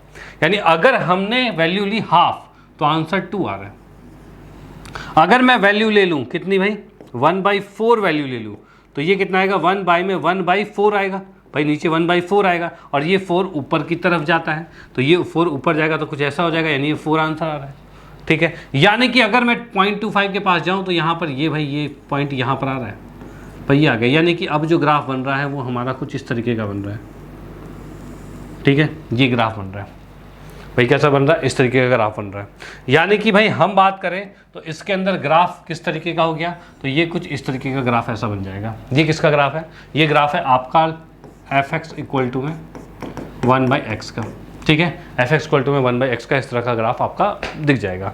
ठीक है, तो यहाँ पर भाई जैसा कि मैं कहता हूँ भाई, यहाँ पर देख पा रहे हैं रेसिप्रोकल फंक्शन f(x) = 1/x है। इसको रिप्रेजेंट करने के लिए मैंने बता दिया इस तरह का ग्राफ बनता है, इस तरह से ग्राफ लाइन होगी, और इसके अंदर डोमेन और रेंज क्या होंगे। तो डोमेन और रेंज आप इसके अंदर देखोगे तो भाई ऑल रियल नंबर, आप कुछ भी वैल्यू पुट कर सकते हो। ठीक है, कुछ भी वैल्यू पुट कर सकते हो। इसी में देखिए क्या चीज़ है, अगर हम इसमें नेगेटिव वैल्यू पुट करते हैं, अगर मैं नेगेटिव वैल्यू इसमें पुट कर देता हूँ तब क्या होगा। तो नेगेटिव वैल्यू की मैं बात करूँ तो भाई -1, मान लो कि मैंने -1 पुट किया, अगर -1 पुट करेंगे तो -1 नीचे आएगा यहाँ पे। ठीक है, ऐसा आ जाएगा। अगर -2 पुट करूँ, जैसे कि यहीं पर -2 पुट करूँ तो -0.5 आएगा भाई, क्या आएगा, -0.5 आएगा। जब हम -2 पुट कर देंगे तो -2 पुट करते ही यहाँ पे और नज़दीक आ गया, यानी यहाँ का ग्राफ कुछ इस तरीके का बनेगा। इसको ही बना के देख लेना। ठीक है, अगर पॉजिटिव रही वैल्यू तो इस साइड, और नेगेटिव रही तो वैल्यू इस साइड, यानी कि इसके अलावा इस साइड अगर मैं ग्राफ बनाता हूँ तो नेगेटिव वालों के लिए ये हो जाएगी भाई, नेगेटिव वाले के लिए ऐसा हो जाएगा। ठीक है, ये क्या है, f(x) = में 1/x है इफ़ x इज़ नेगेटिव। ये क्या है, इफ़ x इज़ पॉजिटिव। ठीक है, तो ये फंक्शन आ गया है आपके सामने, इसका आप स्क्रीनशॉट ले सकते हो। इसको बाकायदा हमने कोऑर्डिनेट्स के साथ दिखाया, तो कुछ ऐसा दिखा दिया कि यहाँ पर हमारे पास नेगेटिव के टाइम पे, यानी इफ़, यहीं पे यहाँ पे भी लिख देता हूँ, x इज़ नेगेटिव, और यहाँ पे क्या, if x is positive. Okay आशा करता हूँ ये चीज़ बिल्कुल क्लियर हो चुकी होगी, बिल्कुल क्लियर। ओके चलते हैं नेक्स्ट पे और देखते हैं अगला फंक्शन क्या है। तो अगले फंक्शन पे आते हैं। तो ये हमारे पास फंक्शन है, हाँ जी। तो अगला है स्क्वायर रूट फंक्शन। भाई ये देखेंगे स्क्वायर रूट फंक्शन क्या है। तो स्क्वायर रूट फंक्शन की बात करें तो यहाँ पर हमारे पास क्या है, तो भाई फंक्शन मैंने यहाँ पर लिखा एफ एक्स इक्वल टू में अंडर रूट में एक्स। ये क्या है, स्क्वायर रूट में आ रहा है। क्या आ रहा है भाई, स्क्वायर रूट में आ रहा है। ठीक है भाई, ये आ गया हमारे पास। अब भाई इसकी बात करें तो इसका डोमेन और रेंज क्या है, तो जिसको हम जैसा कि पढ़ते हैं ऊपर, the function defined by R positive to R positive, यानी कि हम इसमें x की वैल्यू कोई पॉजिटिव नंबर ही पुट करेंगे, और अगर पॉजिटिव नंबर आप पुट करते हो तो आंसर भी पॉजिटिव में ही आएगा। डन। तो भाई इसकी हम बात करें यहाँ पे, तो यहाँ पर हम देख पा रहे हैं जैसे कि मैं यहाँ पर पुट करता हूँ कोई भी वैल्यू। अच्छा एक चीज़, इसमें पॉजिटिव की ही बात क्यों कर रहे हैं, नेगेटिव की बात क्यों नहीं कर रहे हैं। तो भाई यहाँ पर हम पहले इसको देखते हैं भाई नेगेटिव क्यों नहीं लिया। तो भाई अगर मान लो कि हमने ले लिया नेगेटिव नंबर और देखते हैं उससे क्या हुआ, तो ये आ गया माइनस में 1 आ गया। भाई -1 दैट इज नेगेटिव नंबर, उसको जैसे ही हमने रूट में रखा वो -1 आ गया। क्या ये रियल नंबर होता है, तो भाई ये कोई रियल नंबर तो है ही नहीं, नॉट अ रियल नंबर। ये एक तरह का इमेजिनरी नंबर होता है, कॉम्प्लेक्स नंबर होता है। अब ये इमेजिनरी कॉम्प्लेक्स नंबर है तो इसको इमेजिन थोड़ी करना है, हमें तो रियलिटी में करना है। तो ये रियल नंबर तो है ही नहीं, तो ये एग्जिस्ट नहीं करता, इसलिए हम नेगेटिव नंबर को यहाँ पर नहीं ले रहे रूट के अंदर। डन। चलो भाई ठीक है, तो इसको भाई यहाँ पर हमने इरेज किया कि भाई हम 1 को नहीं ले रहे। अब इसी के अकॉर्डिंग हम यहाँ पर ग्राफ बना के देखेंगे, ग्राफ के अकॉर्डिंग इसका ग्राफ किस अकॉर्डिंग बनता है। ठीक है, इसके ग्राफ को देखेंगे, ग्राफ किस अकॉर्डिंग यहाँ बन रहा है। अब इसकी हम बात करें तो यहाँ पर लिखा 1 2 3 4 5 6 ऐसे जा रहा है। इधर -1 -2 -3 -4 -5, ऊपर जाएगा भाई 1 2 3 4 5 6, नीचे आ गया -1 -2 -3 -4। भाई ये चीज़ आ रहा है। ठीक है, अब यहाँ पर देखिए इसके अकॉर्डिंग ग्राफ कैसा बनेगा। तो जैसे कि मान लो कि अगर वैल्यू 0 रखता हूँ तो अंडर रूट में 0 दैट इज 0, यानी अगर 0 रखा जाए तो 0 पे ही आएगा। ठीक है भाई, नेक्स्ट की हम बात करते हैं, अगर मैं इसमें 1 रखता हूँ वैल्यू तो कितना आएगा, तो अंडर रूट 1, और ये भी 1 ही होता है। ठीक है, यानी अगर 1 रखेंगे तो 1 ही पॉइंट आएगा यहाँ पे। ठीक है, नेक्स्ट की हम बात करते हैं, अगर 2 रखेंगे तो √2 आएगा, जिसकी वैल्यू क्या होती है, तो भाई कमेंट करना आपको, √2 की वैल्यू क्या है। भाई √2 की वैल्यू आप कमेंट जरूर कर देना, और √3 की वैल्यू क्या होती है वो भी कमेंट कर दो। ओके, अब हम लेते हैं सीधे आसान वाला, क्या है भाई √4। भाई बड़ा आराम से आएगा। √4 क्या होता है, यानी 4 रखा तो √4 आया दैट इज 2, यार है। तो जैसे ही मैंने 4 रखा तो आंसर आ रहा है 2। भाई ऐसा कुछ आ गया। ठीक है, यानी यहाँ पर जो ग्राफ आ रहा है वो कुछ ऐसा बन रहा है। भाई ये ग्राफ कुछ कैसा बन रहा है, ऐसा बन रहा है। भाई ऐसा बनता जा रही है, ऊपर की तरफ जाता जाएगा। ठीक है भाई, ये इस तरीके से ग्राफ जा रहा है। ठीक है, तो ये किसका फंक्शन है, ये फंक्शन हमारे पास है f(x) इक्वल टू में √x, इसका ये फंक्शन आ गया। और इसमें आप देख पा रहे हो x की वैल्यू आप पॉजिटिव ही वैल्यू पुट कर पा रहे हो, और इसमें y की वैल्यू पॉजिटिव में ही आ रही है, नीचे वैल्यूज नहीं आ रही है। ठीक है, नीचे वैल्यूज नहीं आ रही है, ये आ गया हमारे पास। अगर किसी फंक्शन को ही नेगेटिव कर दो, अगर फंक्शन को ही नेगेटिव कर दो तब तो नेगेटिव वैल्यू आ सकती है। यानी कि अगर जब तुम फंक्शन को ही नेगेटिव कर दोगे तो यहाँ पर देखो ये कुछ इस तरीके का आ जाएगा, और इस फंक्शन को भी लिख देता हूँ f(x) इक्वल टू में माइनस में √x आ जाएगा। अगर माइनस फंक्शन को ही नेगेटिव कर दिया, फंक्शन से पहले ही नेगेटिव लगा दिया, तो उस कंडीशन में ये नीचे की तरफ वैल्यू आएगी। ठीक है भाई, कोई भी पॉजिटिव वैल्यूज के आगे नेगेटिव लगाओ तो नेगेटिव में ही आएगा। ठीक है, तो उस कंडीशन में यहाँ पर आप देखोगे सिर्फ नेगेटिव वैल्यू आ रही है, पॉजिटिव नहीं आएगी। यानी अगर नेगेटिव है तो नेगेटिव ही होगी, पॉजिटिव है तो पॉजिटिव ही होगी। डन। चलो भाई ठीक है, तो यहाँ पर हमने देख लिया इसके अंदर एक रियल केस जो हमारा था f(x) इक्वल टू √x के अंदर। इसके अंदर हमारे पास जो डोमेन था, इसके अंदर मैं डोमेन की बात करूँ, मतलब वैल्यू हम क्या क्या रख पा रहे हैं, तो इसमें मैंने लिखा भाई डोमेन। इसकी बात करें तो डोमेन क्या है, तो रियल नंबर है पॉजिटिव वाले। रेंज की बात करें तो ये भी रियल नंबर है पॉजिटिव वाले। भाई ये चीज़ आ जाएगा। डन, कोई दिक्कत नहीं। और वही मैं बात करूं दूसरे फंक्शन की, इसी में रूट का दूसरा फंक्शन नेगेटिव वाला, यानी f(x) equal to minus √x कर दोगे, अगर ऐसा कर देते हो तो उस कंडीशन, यानी रूट के बाहर नेगेटिव लगा दिया, तब भी डोमेन जो होगा, और उस कंडीशन में डोमेन जो होगा वो पॉजिटिव रियल नंबर ही होगा, यानी x की वैल्यू आप पॉजिटिव ही रखोगे, नेगेटिव नहीं रख सकते। ठीक है, लेकिन रेंज जो होगी वो नेगेटिव रियल नंबर हो जाएंगे। वो क्या हो जाएंगे, नेगेटिव रियल नंबर। देख पा रहे हो x की वैल्यू तो पॉजिटिव ही रखोगे, लेकिन इस वाले केस में नीचे की तरफ आ रहा है, यानी y की वैल्यू नेगेटिव आ रही है, यानी फंक्शन जो है वो रेंज जो है वो हमारा नेगेटिव आ गया। डन, कोई दिक्कत नहीं है। चलो भाई ठीक है, तो इसका भी स्क्रीनशॉट ले लो, उसके बाद हम चलते हैं नेक्स्ट पे और देखेंगे आगे क्या है। हाँ जी, तो फिर नेक्स्ट हमारे पास है स्क्वायर फंक्शन। भाई इसका हम देख पा रहे हैं, स्क्वायर फंक्शन की बात कर रहे हैं। स्क्वायर फंक्शन में हम देखें तो नाम से जैसा दिख रहा है, ये भाई फंक्शन जो ऐसा है जिसमें कि स्क्वायर लगा हुआ है। मान लो कि x आ गया, भाई ये स्क्वायर फंक्शन आ गया, ठीक है। अब इसके अंदर डोमेन और रेंज क्या होगा, तो हम तो x की वैल्यू कुछ भी रख सकते हैं, प्लस रखो माइनस रखो कुछ भी रख सकते हैं, भाई रख सकते हैं। तो हम इसके अंदर डोमेन की बात करें तो भाई डोमेन जो है वो बिलोंग्स टू रियल नंबर। आप कोई भी वैल्यू रख सकते हो, अगर 1 रखोगे तब भी आंसर 1 आ रहा है, -1 रख सकते हो उसका भी 1 आ जाएगा, 2 रख सकते हो, -2 भी रख सकते हो, कोई भी वैल्यू रख सकते हो, प्लस माइनस कुछ भी, ठीक है। चलो अब उसके बाद हम आते हैं रेंज की वैल्यू। रेंज क्या होगा, तो रेंज की हम बात करें, अगर मैं इसमें वैल्यू रखता हूँ 2 तो भाई 4 आंसर आएगा, भाई 2 रखा तो 4 आएगा। लेकिन अगर रखूँ -2 तो कितना आएगा, तो -2 रखते हैं वो भी 4 आ जाएगा, क्योंकि -2 का स्क्वायर जो होगा वो पॉजिटिव में आएगा, तो भाई वो पॉजिटिव यानी स्क्वायर, तो 2 का स्क्वायर 4 हो जाएगा। चलो भाई ठीक है, ये चीज़ हो गई। तो यहाँ हम देख पा रहे हैं कि आप माइनस रखो चाहे प्लस रखो, आंसर तो पॉजिटिव ही आ रहा है। नेगेटिव क्या किसी कंडीशन में आएगा, तो नहीं आएगा। इस कंडीशन में रेंज जो आ रही है वो इसकी रियल नंबर है, लेकिन वो पॉजिटिव रियल नंबर है। क्या है भाई, पॉजिटिव रियल नंबर है। तो यानी यहाँ से हम देख रहे हैं the function defined bye function R2 positive R, भाई R2 पॉजिटिव R। क्यों भाई, क्योंकि रियल नंबर आप पुट तो कर रहे हो, ठीक है, लेकिन जो उसका रेंज आ रहा है, यानी उसका जो आंसर आ रहा है, फंक्शन की जो वैल्यू आ रही है वो हमेशा पॉजिटिव में आएगी, कभी नेगेटिव में नहीं आएगी। है भाई, हमेशा पॉजिटिव में आएगी, नेगेटिव में नहीं आएगी। डन। तो ये चीज़ फंक्शन जो है उसे कहा जाता है स्क्वायर फंक्शन कहा जाता है, ठीक है। इसके अगर ग्राफ की हम बात करते हैं तो जैसा कि मैंने इसके अंदर कहा, क्या कहा भाई, कि x की वैल्यू जो है यानी डोमेन की वैल्यू जो है वो हम नेगेटिव पॉजिटिव कुछ भी ले सकते हैं, यानी इधर x नेगेटिव पॉजिटिव कुछ भी ले सकते हैं।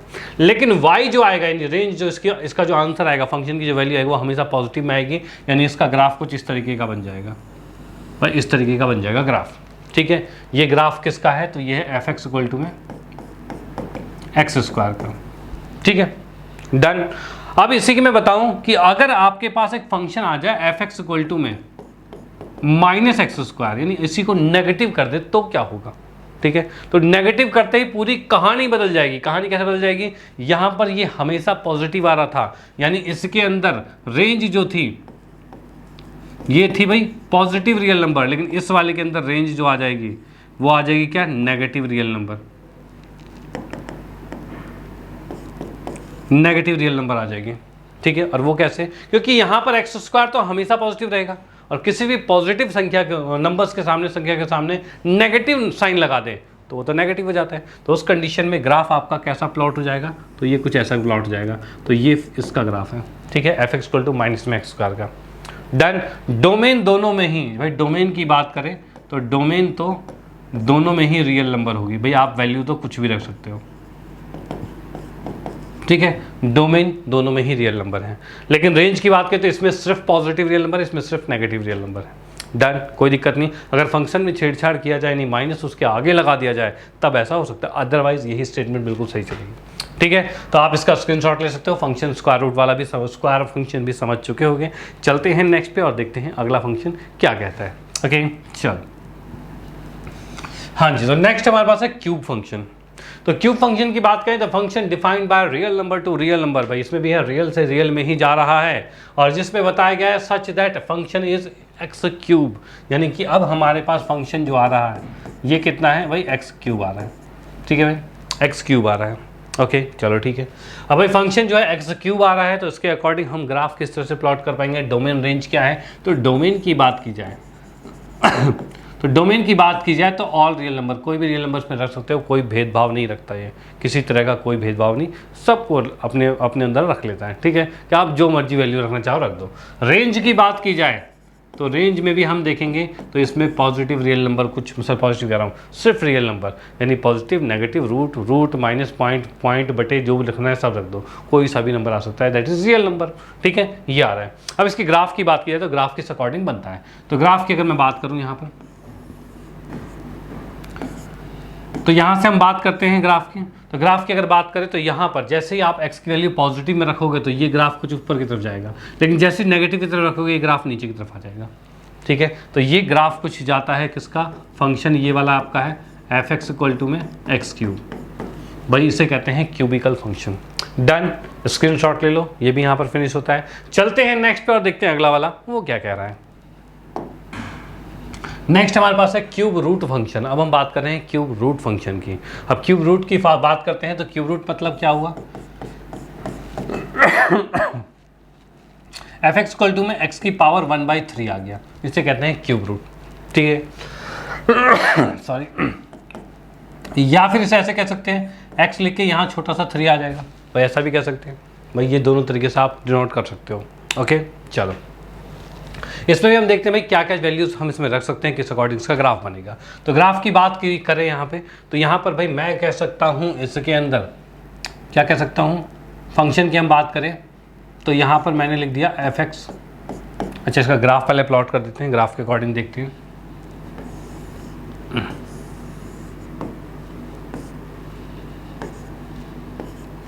ठीक है, ये वैल्यू आ गई है। ओके अब इसमें जैसे ही क्यूबिकल फंक्शन क्यूब रूट वाला फंक्शन है, इसमें हम कोई भी वैल्यू रखते हैं। मान लो कि वैल्यू इसमें मैंने रखी 1,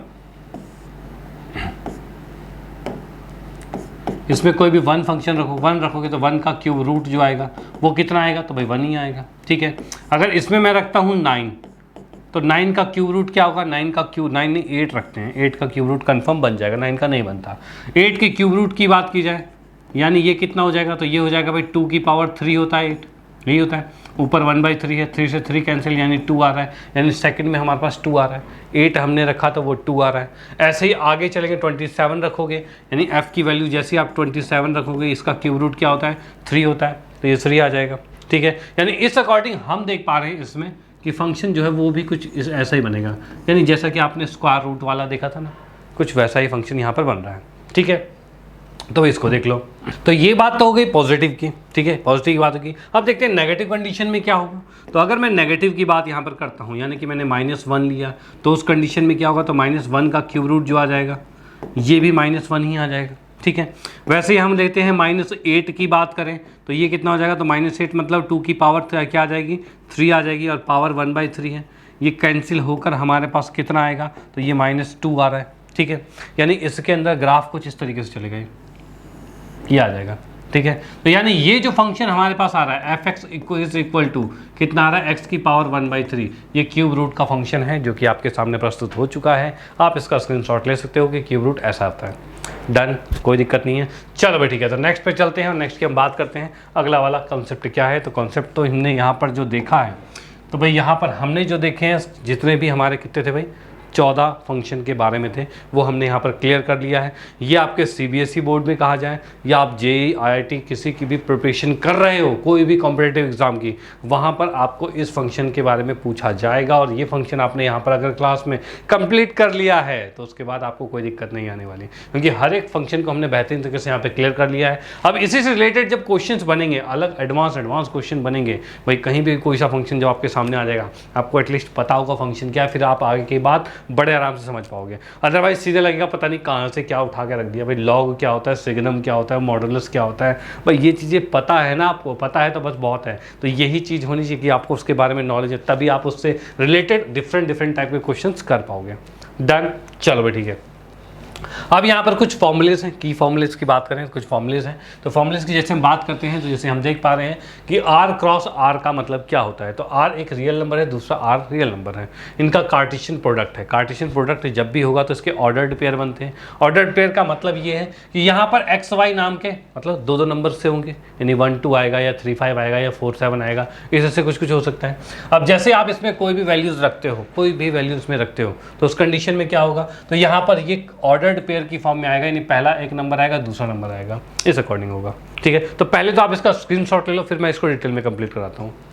तो इसमें हम यहाँ पर देख रहे हैं रियल टू रियल अगर हमारे सामने आ रहा है, रियल क्रॉस रियल, यानी ये रियल का रियल के साथ कार्टेशियन प्रोडक्ट हम कर रहे हैं, तो उस कंडीशन में क्या हो रहा है कि भाई पहली वैल्यू पहले में बिलोंग करता है और दूसरी वैल्यू दूसरे में, लेकिन दोनों तो सेम ही है भाई, दोनों ही रियल नंबर है। तो इसका मतलब हम कहेंगे XY दोनों ही बिलोंग कर रहा है रियल नंबर में।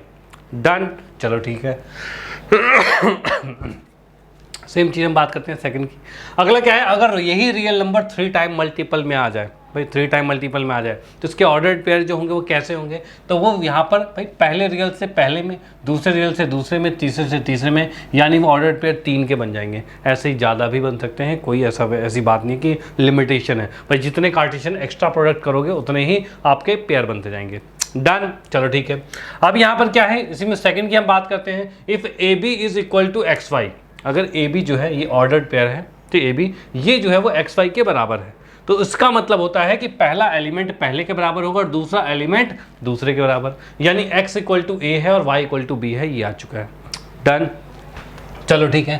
थर्ड की हम बात करते हैं, तो ए बी सी, भाई ए बी सी ये आपके पास 3 एलिमेंट है और डी ई एफ ये 3 एलिमेंट है। अगर इनको इक्वेट किया जाए तो भाई इसमें भी वही कहानी होगी कि पहला एलिमेंट पहले के इक्वल, दूसरा दूसरे के, तीसरा तीसरे के, यही चीज़ होने वाली है। डन, कोई दिक्कत नहीं है। चलो भाई, उसके बाद नेक्स्ट की हम बात करें एन ए, यानी कि अगर ए सेट के अंदर नंबर ऑफ एलिमेंट एन आते हैं, बी सेट के अंदर नंबर ऑफ एलिमेंट एम होते हैं, उस कंडीशन में ए क्रॉस बी में कितने नंबर ऑफ एलिमेंट है, तो ये भी मैंने कार्टेशियन प्रोडक्ट में आपको समझाया था कि भाई इन दोनों का क्रॉस किया जाएगा तो जितने जितने इनके एलिमेंट है वो आपस में प्रोडक्ट हो जाएंगे, यानी एनएम एलिमेंट आपको मिल जाएंगे किसमें, ए क्रॉस बी, यानी ए कार्टेशियन बी के साथ प्रोडक्ट कर रहे हैं उसके नंबर ऑफ एलिमेंट। ठीक है, अब उसके बाद हम आते हैं नेक्स्ट पे, if N A equal to N है, N B equal to M है, ठीक है, तो इसके रिलेशंस कितने होंगे, तो जितने नंबर ऑफ एलिमेंट होते थे उसी को 2 की पावर में ले आते हैं, यही होते हैं उसके नंबर ऑफ रिलेशन। वही चीज़ यहाँ पर है भाई, ए और बी की बात की जाए तो ए क्रॉस बी हम देख पा रहे हैं जो कि हमारे पास है एन एम, और इसके हिसाब से ये वाला बन गया हमारा, तो हम कहेंगे इतने relation can be define from A to B इतने रिलेशन किए जा सकते हैं। डन, स्क्रीनशॉट तो ले लिया है। चलते हैं नेक्स्ट पे और नेक्स्ट की पॉइंट की बात करते हैं। यहाँ पर क्या है, अलजेब्रा ऑफ रियल फंक्शन। भाई अलजेब्रा ऑफ रियल फंक्शन की बात करें तो यहाँ पर कुछ ऐसा दिया हुआ है कि for function f equal to में x एक्सटेंड्स टू r, यानी x आपका डोमेन है, r की तरफ ये जा रहा है। वैसे g की बात करें x से r की तरफ जा रहा है, यानी कोई भी रियल नंबर वैल्यू दे रहा है। ठीक है भाई, we have f plus G X, यानी कि अगर कभी भी 2 फंक्शन हमारे पास हैं, यानी कि एक f फंक्शन है और एक g फंक्शन है, इन दोनों को जोड़ा जाए x के साथ, यानी कि ये कुछ इस तरीके का होता है, fx प्लस gx होता है। यानी अगर किसी 2 फंक्शन को हम ऐड करते हैं तो उस कंडीशन में भाई इसका x समझ लो कॉमन जैसा ये यहाँ पे आ गया और ये कंबाइंड इनका फंक्शन बन जाता है, यानी f प्लस gx हम कह सकते हैं। डन, सेम कंडीशन प्लस के साथ है तो सेम नेगेटिव के साथ भी होगा कि भाई माइनस है तो माइनस में भी ऐसे टूट जाएगा। अगर प्रोडक्ट की बात करें तो प्रोडक्ट में भी टूट जाएगा, और अगर किसी कांस्टेंट नंबर से मल्टीप्लाई में है तो वो कांस्टेंट से मल्टीप्लाई में भी आ जाएगा यहाँ पे। ठीक है, और अगर डिवाइड में है तो वो डिवाइड में भी आएगा। ठीक है भाई, ये चीज़ें थी जो कि मोस्ट इंपॉर्टेंट है। ओके, तो यहाँ पर हमने देख लिया क्या कि भाई इस चैप्टर जो आपका रिलेशन एंड फंक्शन है, फर्स्ट ऑफ ऑल इसमें हमने पहले देखा कि ये रिलेशन फंक्शन होता क्या है भाई, इसके लिए बेस जो सेट्स हैं, उसके बाद कार्टेशियन प्रोडक्ट है उसको डिटेल में समझा था हमने, और उसके बाद की हम बात करते हैं नेक्स्ट, तो हमने उसके बाद समझा क्या, तो भाई रिलेशन को डिटेल में समझा, फिर फंक्शन के टाइप्स जितने भी हैं वो हमने यहाँ पे क्लियर कर लिए हैं। अगर आपने ये वीडियो लेक्चर कंप्लीट देख लिया है तो अब आपको कोई दिक्कत नहीं आने वाली। ओके, अब मैं आपको बता दूं कि भाई इसके बाद नेक्स्ट क्लास में हम आएंगे इसके मोस्ट इंपॉर्टेंट क्वेश्चंस को लेकर, जिसके बाद हमारी तैयारी बिल्कुल एक्सपर्ट लेवल की हो जाएगी। ओके, तो सेशन को अपने फ्रेंड सर्कल में जरूर शेयर कर देना, जिससे भाई उनको भी इसका फ़ायदा मिल पाए। भाई आपको फ़ायदा मिल रहा है, उनको भी फ़ायदा मिलता ही रहेगा। ओके, और अगर आपको पसंद आया है तो भाई लाइक का बटन जरूर प्रेस कर देना, और भाई मिलते हैं नेक्स्ट क्लास में नए लेक्चर के साथ। Okay bye, thank you.